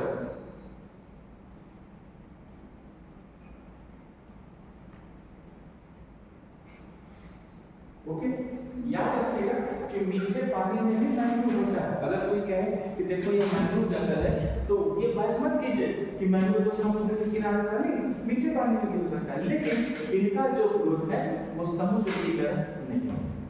जैसे समुद्र वाले में ग्रोथ होता है वैसा ग्रोथ यहाँ नहीं होगा। It is clear? अच्छा, एक चीज और याद रखिएगा कि किसी भी मैंग्रोव फॉरेस्ट दो चीज पर डिपेंड करता है। जब ये समुद्र के पानी में है तो उसमें नमक नहीं, उसमें नमक नहीं तो है, इसका मतलब ये नमक को क्या करता है, टॉलरेट करता है। तो याद रखिएगा कि मैंग्रोव का डेंसिटी या मैंग्रोव का ग्रोथ दो चीजों पर डिपेंड करता है।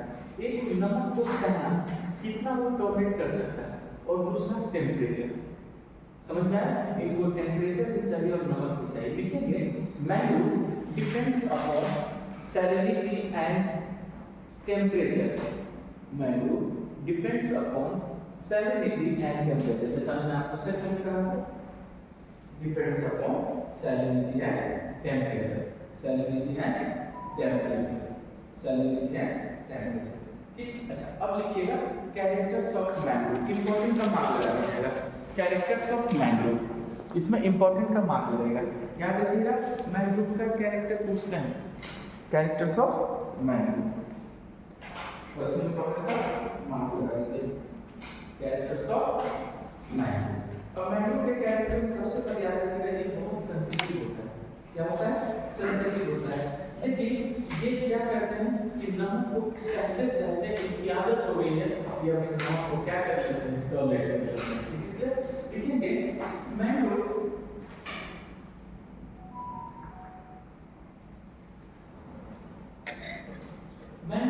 Are very sensitive for salinity, या वेट उसको क्या बोलते हैं जिसमें सहनशीलता ज्यादा, जो ज्यादा टॉलरेट कर सकता है, पेशेंस वाला।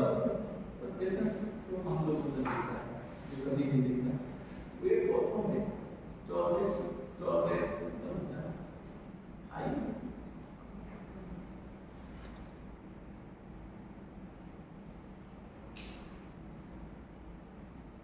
sensible, more sensible. लिखिए mangroves are more sensible for salinity, more sensible for salinity because mangroves are more sensible for salinity because they tolerate saline water daily, because they tolerate saline water daily.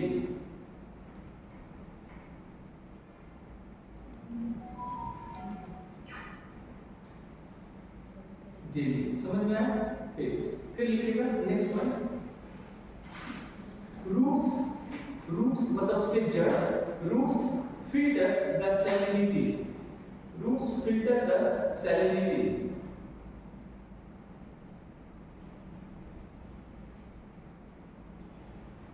Roots filter the salinity, इसका मतलब है कि जड़ की खूबी क्या है, वो नमक को छान देते हैं। लेकिन 100% तो नहीं फिल्टर कर सकते हैं। तो जब नमक अंदर आ जाता है तो जो इनके टिश्यूज होते हैं, आपको पता है ना, सब सेल मिलते हैं तो टिश्यूज बनता है, तो प्लांट के भी तो टिश्यूज होते हैं। ओके, तो जो प्लांट के टिश्यूज होते हैं वो नमक को प्रोटेक्ट कर लेते हैं, इसलिए प्लांट नहीं सड़ता। अगर मान लीजिए टिश्यू नहीं सहन कर पा रहे हैं तो जो इनकी पत्ती है वो कर लेता है। ये एक खूबी है। लिखेंगे stem tissues can tolerate the salinity, tissues उसी में लिख सकते हैं, tissues can tolerate the salinity, tissues can tolerate the salinity and leaves also exit out the salinity.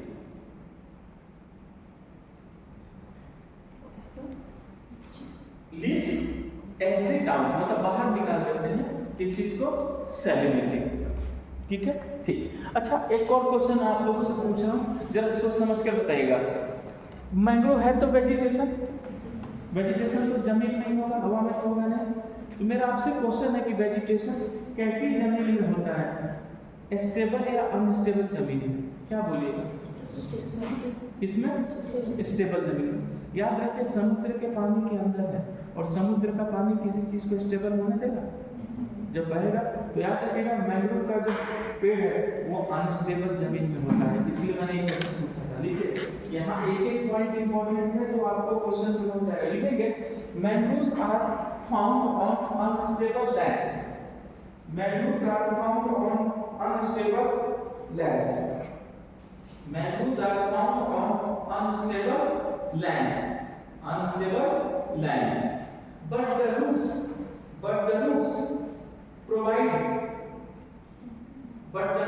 provide stability, लेकिन रूट्स जो है स्टेबिलिटी दे देता है कि वो जमीन के अंदर तक चला जाता है। Roots provide the stability with mechanical support, UPSC में आ चुका है, विद मैकेनिकल सपोर्ट।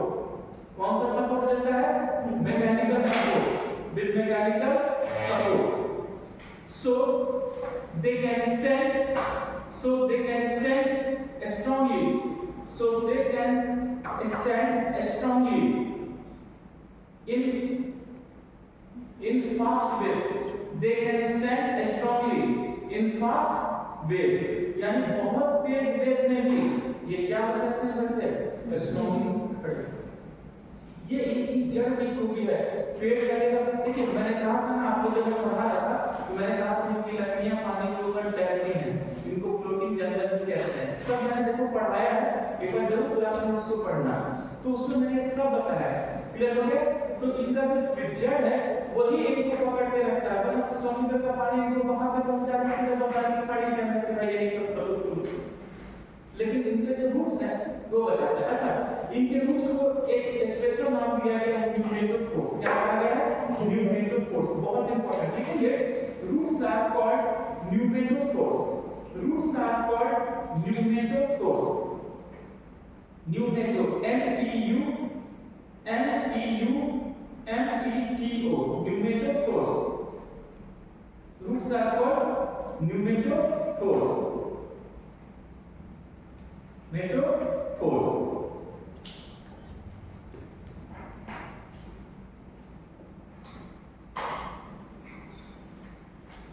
फिर लिखेंगे roots are anti gravity roots, roots are anti gravity roots. ये ऊपर भी उठ जाता है ग्रेविटी के खिलाफ, roots are anti gravity roots.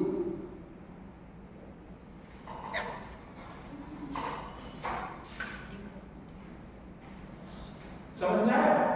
Roots जमीन के अंदर जाएगा तो ग्रेविटी के साथ है, लेकिन इनको पेड़ को सपोर्ट देना है तो इनका कुछ ऊपर उठ जाएगा। तो याद रखिएगा कि ये न्यूमेटो फोर्स रूट है और ये एंटी ग्रेविटी है, ग्रेविटी के खिलाफ होता है। अच्छा, इनकी पत्ती मोटी और चिकनी होती है, वो इवेपोरेशन को रोकने के लिए, टेम्परेचर ज्यादा है। देखिए समुद्र के अंदर खड़ा रहने का मतलब ये थोड़ी है कि भंडारा लगा है बहुत पानी मिल जाएगा। अरे नमक है वो, थोड़ा बहुत पानी मिलेगा उसी से काम चलेगा। अब इसकी पत्ती में टेम्परेचर हाई है, सारा पानी मिल जाएगा तो ये खाना क्या बनाएंगे? तो याद रखिएगा इनकी पत्ती मोटी और चिकनी होती है। लिखेंगे leaves are thick and smooth, leaves are thick and smooth,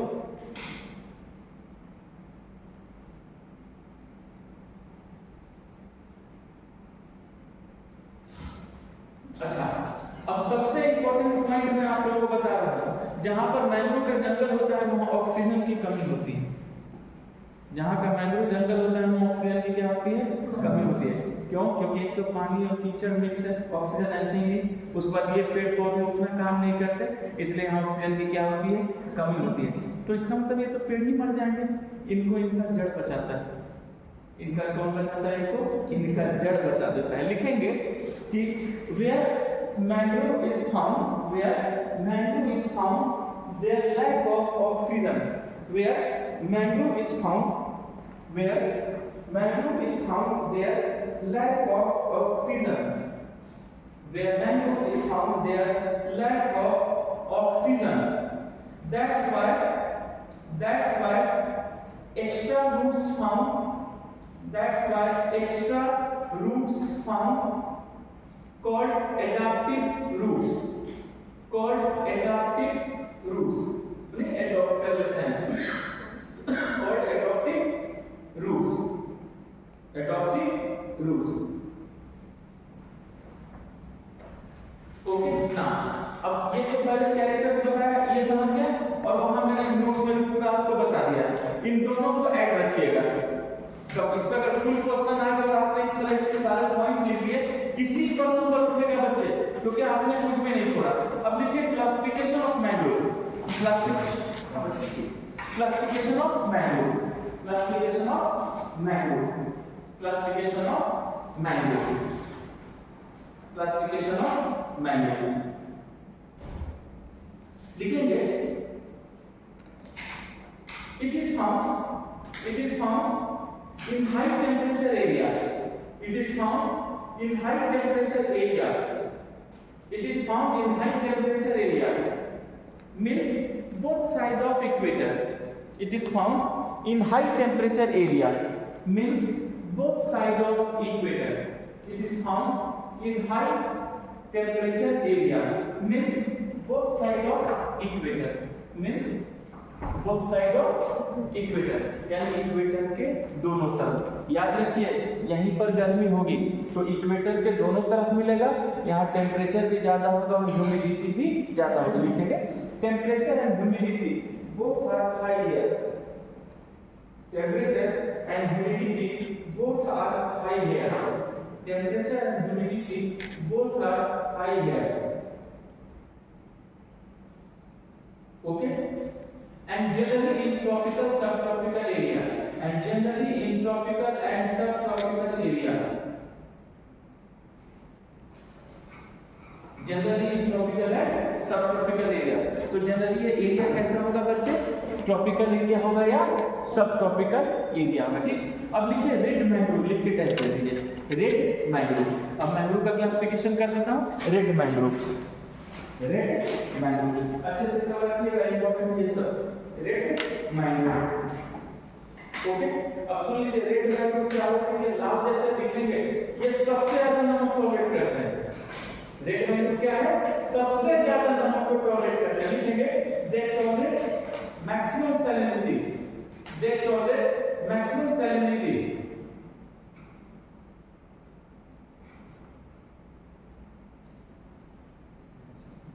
maximum salinity, they tolerate maximum salinity and found near the sea, and found near the sea.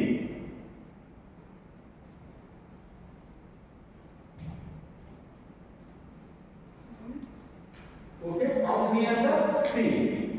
लिखिएगा roots are stable roots, roots are stable roots, याद रखिएगा इनके roots stable हैं, roots are stable roots because it originates from lower stem, it originates from lower stem, it originates from lower stem and comes to the land. It originates from lower stem, मतलब lower stem, stem के निचले भाग से, और कहाँ तक पहुँच जाती है, लैंड, जमीन में, और पेड़ टिक जाता है। सोचिए कि जड़ें कितनी तेज हैं, निकली नीचे से पानी के अंदर और भाग कर किसमें घुस गए, जमीन के अंदर, और पेड़ बेचारा यहाँ खड़ा है। ये है इसकी पूरी रेड आपको, ठीक है। दूसरा लिखिएगा ब्लैक मैंगो, रेड मैंगो के बाद लिखिए ब्लैक मैंगो।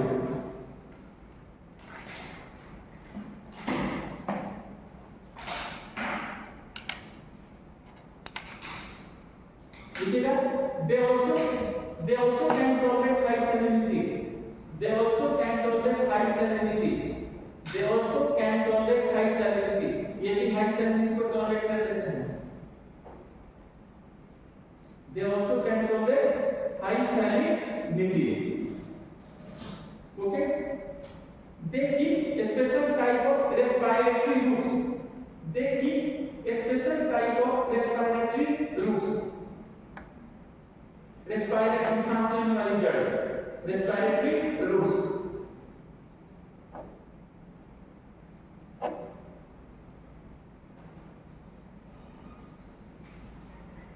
ये लिखिएगा व्हाइट मैंगो, व्हाइट मैंगो, सफेद, व्हाइट मतलब सफेद होता है, व्हाइट मैंगो। एक्चुअली क्या है कि व्हाइट इसलिए बोलते हैं क्योंकि इनका जो बार्क होता है वो व्हाइट रंग का होता है। लिखेंगे the bark is smooth and white, the bark is smooth and white, इनका बार्क जो है स्मूथ और वाइट रंग का होता है, वाइट, स्मूथ एंड वाइट, चिकना और सफेद होता है, क्लियर है। फिर लिखेंगे the structure is special, the structure is special, इनका स्ट्रक्चर थोड़ा अलग होगा, the structure is special,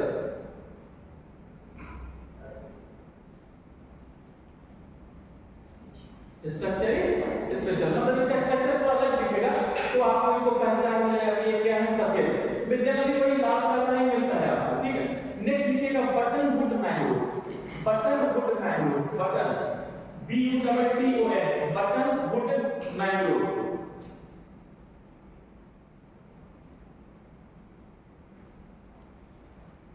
button would mango, अब सुनिए बटन वुड मैंगो को लोग एक्चुअल मैंगो नहीं मानते, बटन वुड मैंगो को एक्चुअल मैंगो नहीं मानते।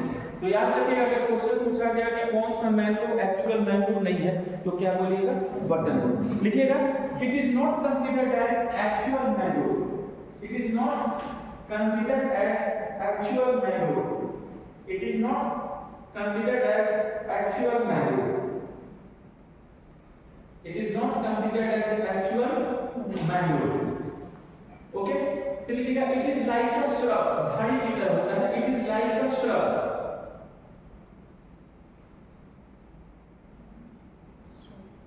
it is like a shrub, झाड़ी की तरह होता है, इसलिए लोग बोलते हैं मैंगो नहीं है। अच्छा इसमें एक स्पेशल फल मिलता है जो ट्रायंगल शेप में होता है, क्या ट्रायंगल शेप, लिखेंगे triangle shape fruit, triangle shaped fruit, triangle shaped fruit of red brown color found, triangle shaped fruit of red brown color found, of red brown color found, red brown color found, ठीक है। मतलब एक अलग ये जो कुछ कुछ बातें बताएंगे प्लीज इसको याद रखिएगा, क्वेश्चन नहीं फंसेगा, चाहे फुल क्वेश्चन में पूछे ऑप्शन प्रीलिम्स में पूछे। अब लिखिए मैंगो इन इंडिया, अब इंडिया में इसमें स्पेशलाइज कीजिए, mango in India, mango in India, mango in India. लिखिए according to 2019 data, according to 2019 data,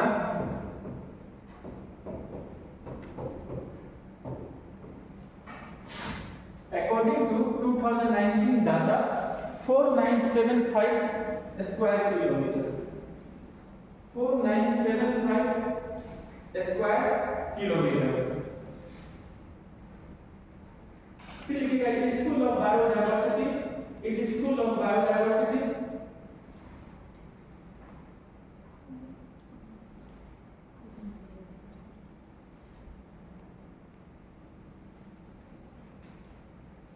biodiversity. Orissa लिख के डैश दे दीजिए तो आप अपना एरिया जान लीजिए, it is full of biodiversity, Orissa लिख के डैश दे दीजिए, ठीक है, थोड़ा अपना स्टेट का एक जानकारी हो जाएगा। यहाँ पर लिखिएगा पहले तो लिखिए भीतर का आपका भितरकनिका है, भितरकनिका महानदी, भितरकनिका महानदी, स्वर्णरेखा, भितरकनिका महानदी, स्वर्णरेखा, देवी, देवी कुछ जगह, देवी, धमरा, धमरा, चिल्का,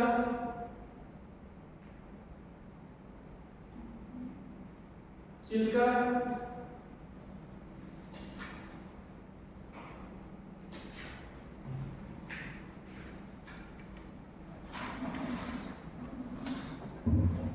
लिखेंगे पॉइंट बना के लिखिएगा। Mangrove is habitat of, mangrove is habitat of, mangrove is habitat of different plant and creatures, mangrove is habitat of different plant and creatures,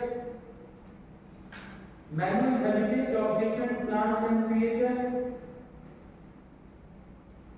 plant and creatures due to availability of food, due to availability of food and habitat, due to availability of food and habitat,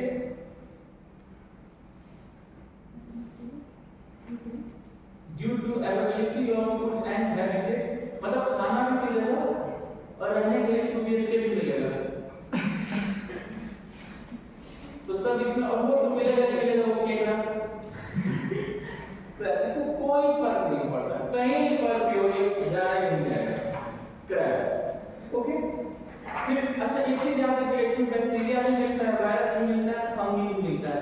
लिखेंगे bacteria, algae, fungi, found, bacteria, algae, fungi, found.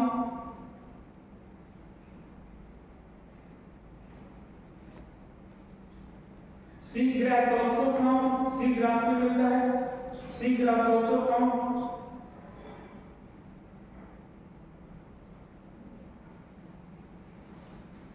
अच्छा फिर लिखिएगा plant लिख के dash दीजिएगा, या कुछ plant के बारे में जान लीजिए। प्लांट पहले तो लिखिए rhizophora, rhizophora, RHYZO, RHYZO PHORA, rhizophora, comma acanthus, acanthus, एकेंथस,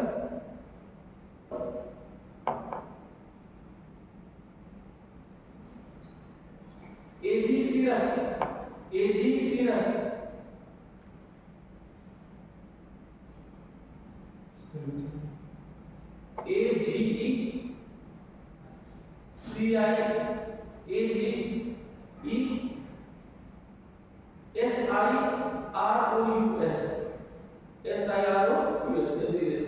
फिर लिखिएगा कैरलोप्स, CARLOPS, कैरलोप्स, कैरलोप्स एक्सेट्रा। ठीक है, अब एनिमल लिख के डाल दीजिए। एनिमल पहला एनिमल को लिख लीजिए, क्या? खेकड़ा, मिलेगा मिलेगा खेकड़ा, क्रैब। फिर वो भी लिख लीजिए बड़े जानवर, कौन? जो उछलता है, मेंढक। अब उछलते तो नहीं दिखा, मेंढक, क्रैब हो गया, मेंढक हो गया। फिर वो भी लिख लीजिए जो आता है और ले जाता है, मगरमच्छ, क्रोकोडाइल। नहीं कुछ लोग जाते हैं कैमरा लेकर फोटो खींचने और वो लेके चला जाता है। फिर वो भी लिखिए स्नेक, वो भी तो मिलेंगे, वो भी लटके रहेंगे कहीं पे, ऐसा बनाएंगे। फिर वो भी लिजर्ड, छिपकली, ये भी छिपी हुई है वहां छिपकली। किंगफिशर, अदरवाइज नहीं मिलेगी। किंगफिशर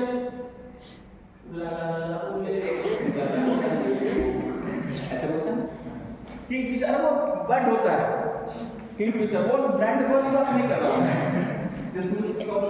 किंगफिशर क्या होता है? बर्ड होता है, चिड़िया, वो सबके चक्कर में नहीं रहता। ठीक है, चलो चिड़िया बना दिया। फिर ये फॉक्स, लोमड़ी, ये भी छिप के बैठी रहती है। लोमड़ी फॉक्स, डियर, डियर समझ रहे हैं आप लोग? गुड, क्या वेरी गुड।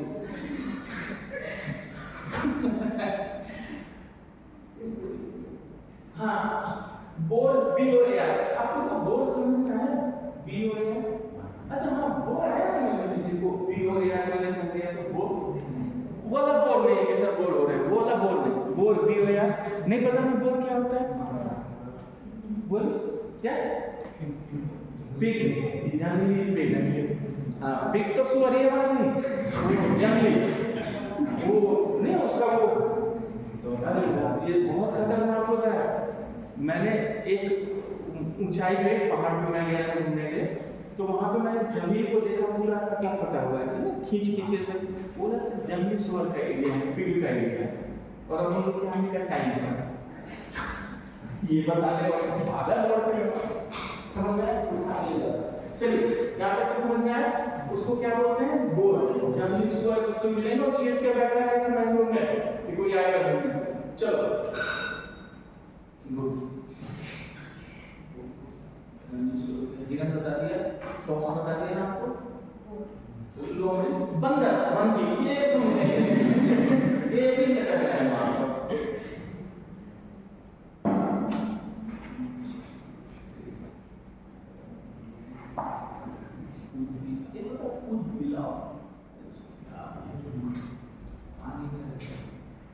चलिए कोई दिक्कत नहीं। अब लिखिएगा importance of mango, importance of mango, importance of mango. इस तरह से क्वेश्चन आ जाता है, सुन लीजिए, वो मेंस में मैंगो से क्वेश्चन आता हो सकता है आपसे इंपॉर्टेंस पूछें कि मैंगो का इंपॉर्टेंस क्या है ये बताइए। तो जब मैं आपको पूरा बता दूंगा तो थोड़ा आप लोग नेट पर भी देखिएगा इंपॉर्टेंस ऑफ मैंगो, कोई अगर अपडेट होगा वो अपडेट कर दीजिएगा, बाकी मैं अपनी तरफ से कर दूंगा।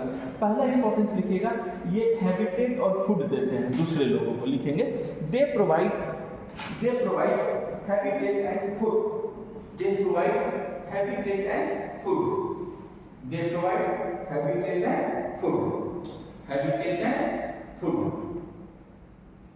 okay, and protection क्योंकि इनकी जड़ें आपस में गुथी हुई होती है ना, तो ये बचा देते हैं। एंड प्रोटेक्शन कहा जाता है इसमें झींगे, वो जो प्रॉन बोलते हैं ना, 30 तरह के प्रॉन है, उसी तरह इसमें 20-30 तरह के तो केकड़े हैं, एक और तरह के सब क्रिएचर इसमें मिलेंगे। ये सोचिए एक ही तरह का केकड़ा मिलेगा, एक ही तरह का प्रॉन, एक ही तरह का मगरमच्छ, ये जंगली सुअर, लोमड़ी, तरह के मिलेंगे। और एक बार क्या रखिएगा, बंगाल का जो मैंग्रोव है उसमें कौन मिलेगा? बंगाल के मैंग्रोव में मैंने क्वेश्चन फोकस किया ना, बंगाल के मैंग्रोव में क्या मिलेगा? कौन सा जानवर? बोलिए, हाँ बोलिए, क्या बोला आपने?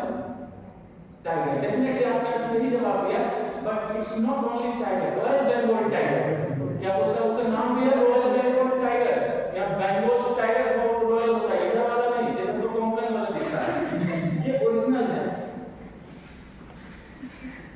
फिर लिखिएगा नेक्स्ट वन लिखिएगा, it is source of food, it is source of food, it is source of food, it is source of food. जान लीजिए इनके पत्ते खाते हैं यहाँ के कीड़े मकोड़े, ये केकड़े तो खैर और क्या नाम है पत्ते भी खा लेंगे इसके केकड़ों को, इनको पानी में डुबा दो तो ये तैर के निकल जाएंगे, जमीन पर भी चल लेंगे, नाले में भी चल लेंगे, खेत पर भी घुस जाएंगे, इनको कोई फर्क नहीं पड़ता। ठीक, आपको पता है जब केकड़ा बिकता है तो टोकरी में केकड़े रखा जाता है। देखिए केकड़ा एक आपको सोसाइटी सोशल मैसेज देता है।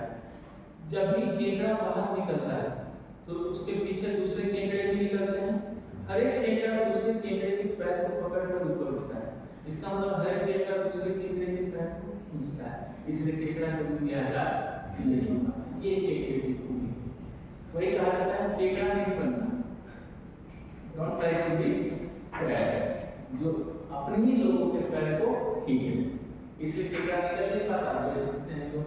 तो ये चीज होता है केकड़े का, केकड़े की सोसाइटी, मतलब केकड़े की सोसाइटी कहने का मतलब कि हम दूसरे का डेवलपमेंट नहीं होने, ये केकड़े से हमने एक मैसेज लिया है, इसलिए जो है पूरा केकड़ा बनी हुई। देखिए ये क्या करना है? नहीं, ये काम नहीं। याद रखिएगा बच्चे, नेचर जस्टिस, नेचर क्या करती है? जस्टिस करती है। आपको जो है वो मिलेगा और जो आपका नहीं है वो नहीं।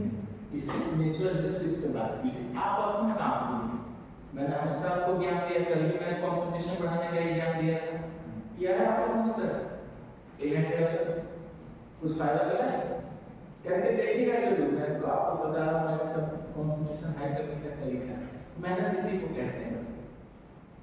मैं आपको सीधा 2 ऑप्शन बोलता हूँ, सीधे 2 ऑप्शन। या तो मेहनत करो नौकरी लेने की, अगर नहीं तो फिर जाओ कोई काम धंधा करो, मतलब इनकम का सोर्स जनरेट करो जिससे लाइफ चलेगी।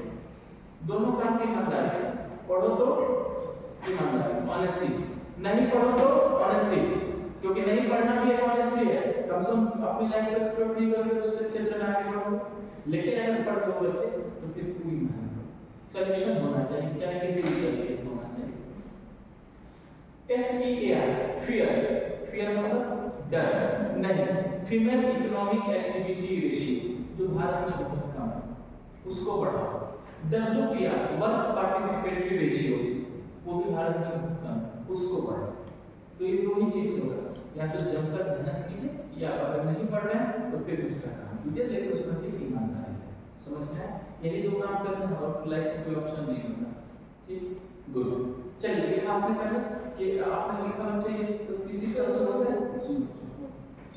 हाँ गुड है। फिर लिखिएगा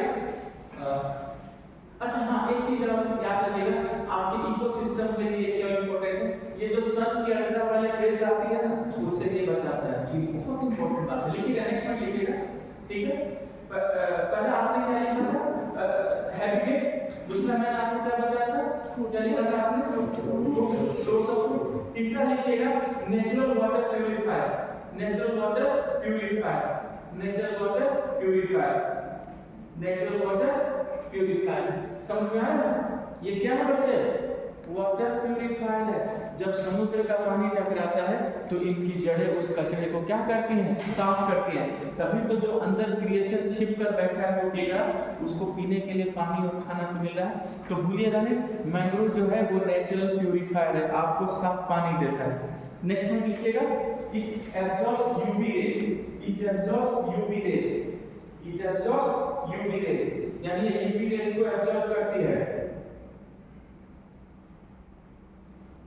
It absorbs UV rays by the lemonite, by the lemonite, by the lemonite in leaves, in leaves। इनके पत्तों में क्या होता है? लेबोनाइट। भूलिएगा नहीं, ये लेबोनाइट से यूवी रेस को क्या कर लेगी? एब्जॉर्ब कर लेगी, आप बच जाएंगे। समझ में? रोकती है ये, भूलिएगा नहीं। फिर लिखिएगा नेक्स्ट में, it minimises green house effect, it minimizes greenhouse effect, ये greenhouse effect को कम करती है। Also carbon fixation, it minimizes greenhouse effect and carbon fixation। भूलिएगा नहीं, यही सब नंबर 2 आएगा। It also minimizes greenhouse effect, फिर लिखा आपने carbon fixation, ओके। फिर नेक्स्ट में लिखिए medicinal use, carbon fixation, fix करता है, कम करता है। फिर लिखिए मेडिसिनल यूज, मेडिसिनल यूज, आपको पता है मैंगो से दवाई बनती है, मेडिसिनल यूज होता है इसका।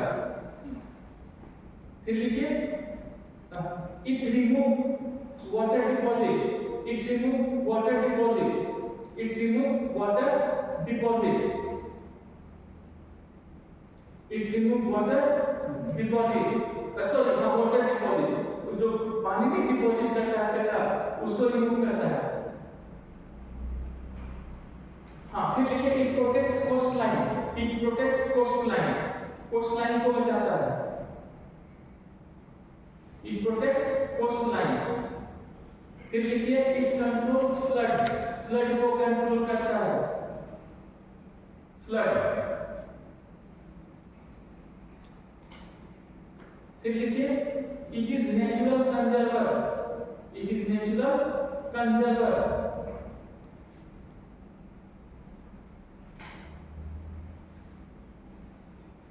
फिर लिखिए it is economically useful, economically useful, economically useful,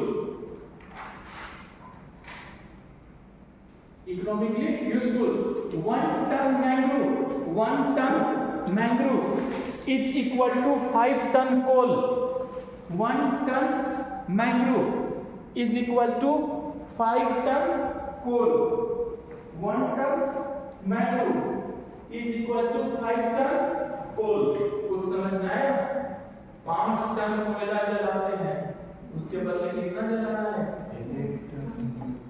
सोचिए ये कितना इकोनॉमिक यूजफुल हो रहा है आपके सिस्टम के लिए, एनवायरनमेंट के लिए कितना अच्छा है। जो 5 टन कोयले का जो धुआं उठेगा उससे खर्चा ही नहीं है। इसलिए ये सब पॉइंट नहीं भूलिएगा बच्चे, यही सब लिखना होगा। मेंस में पूछना, प्रीलिम्स में ऐसे आंसर आ जाएगा। कोई भी ऐसे लिखिए, कोई भी इकोसिस्टम से रिलेटेड लिखिए, ये सब आप नहीं लिखिए, वो इसी पर नंबर देंगे। एकदम क्लियर हो गया? अच्छा, एक चीज याद रखिएगा, सुंदरबन में जो है लगभग शहद समझते हैं हनी, उसका बहुत प्रोडक्शन होता है। लिखेंगे in Sundarban delta,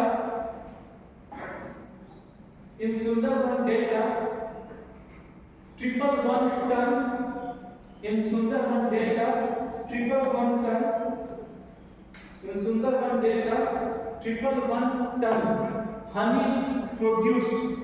in Sundarban Delta 111 tonne honey produced।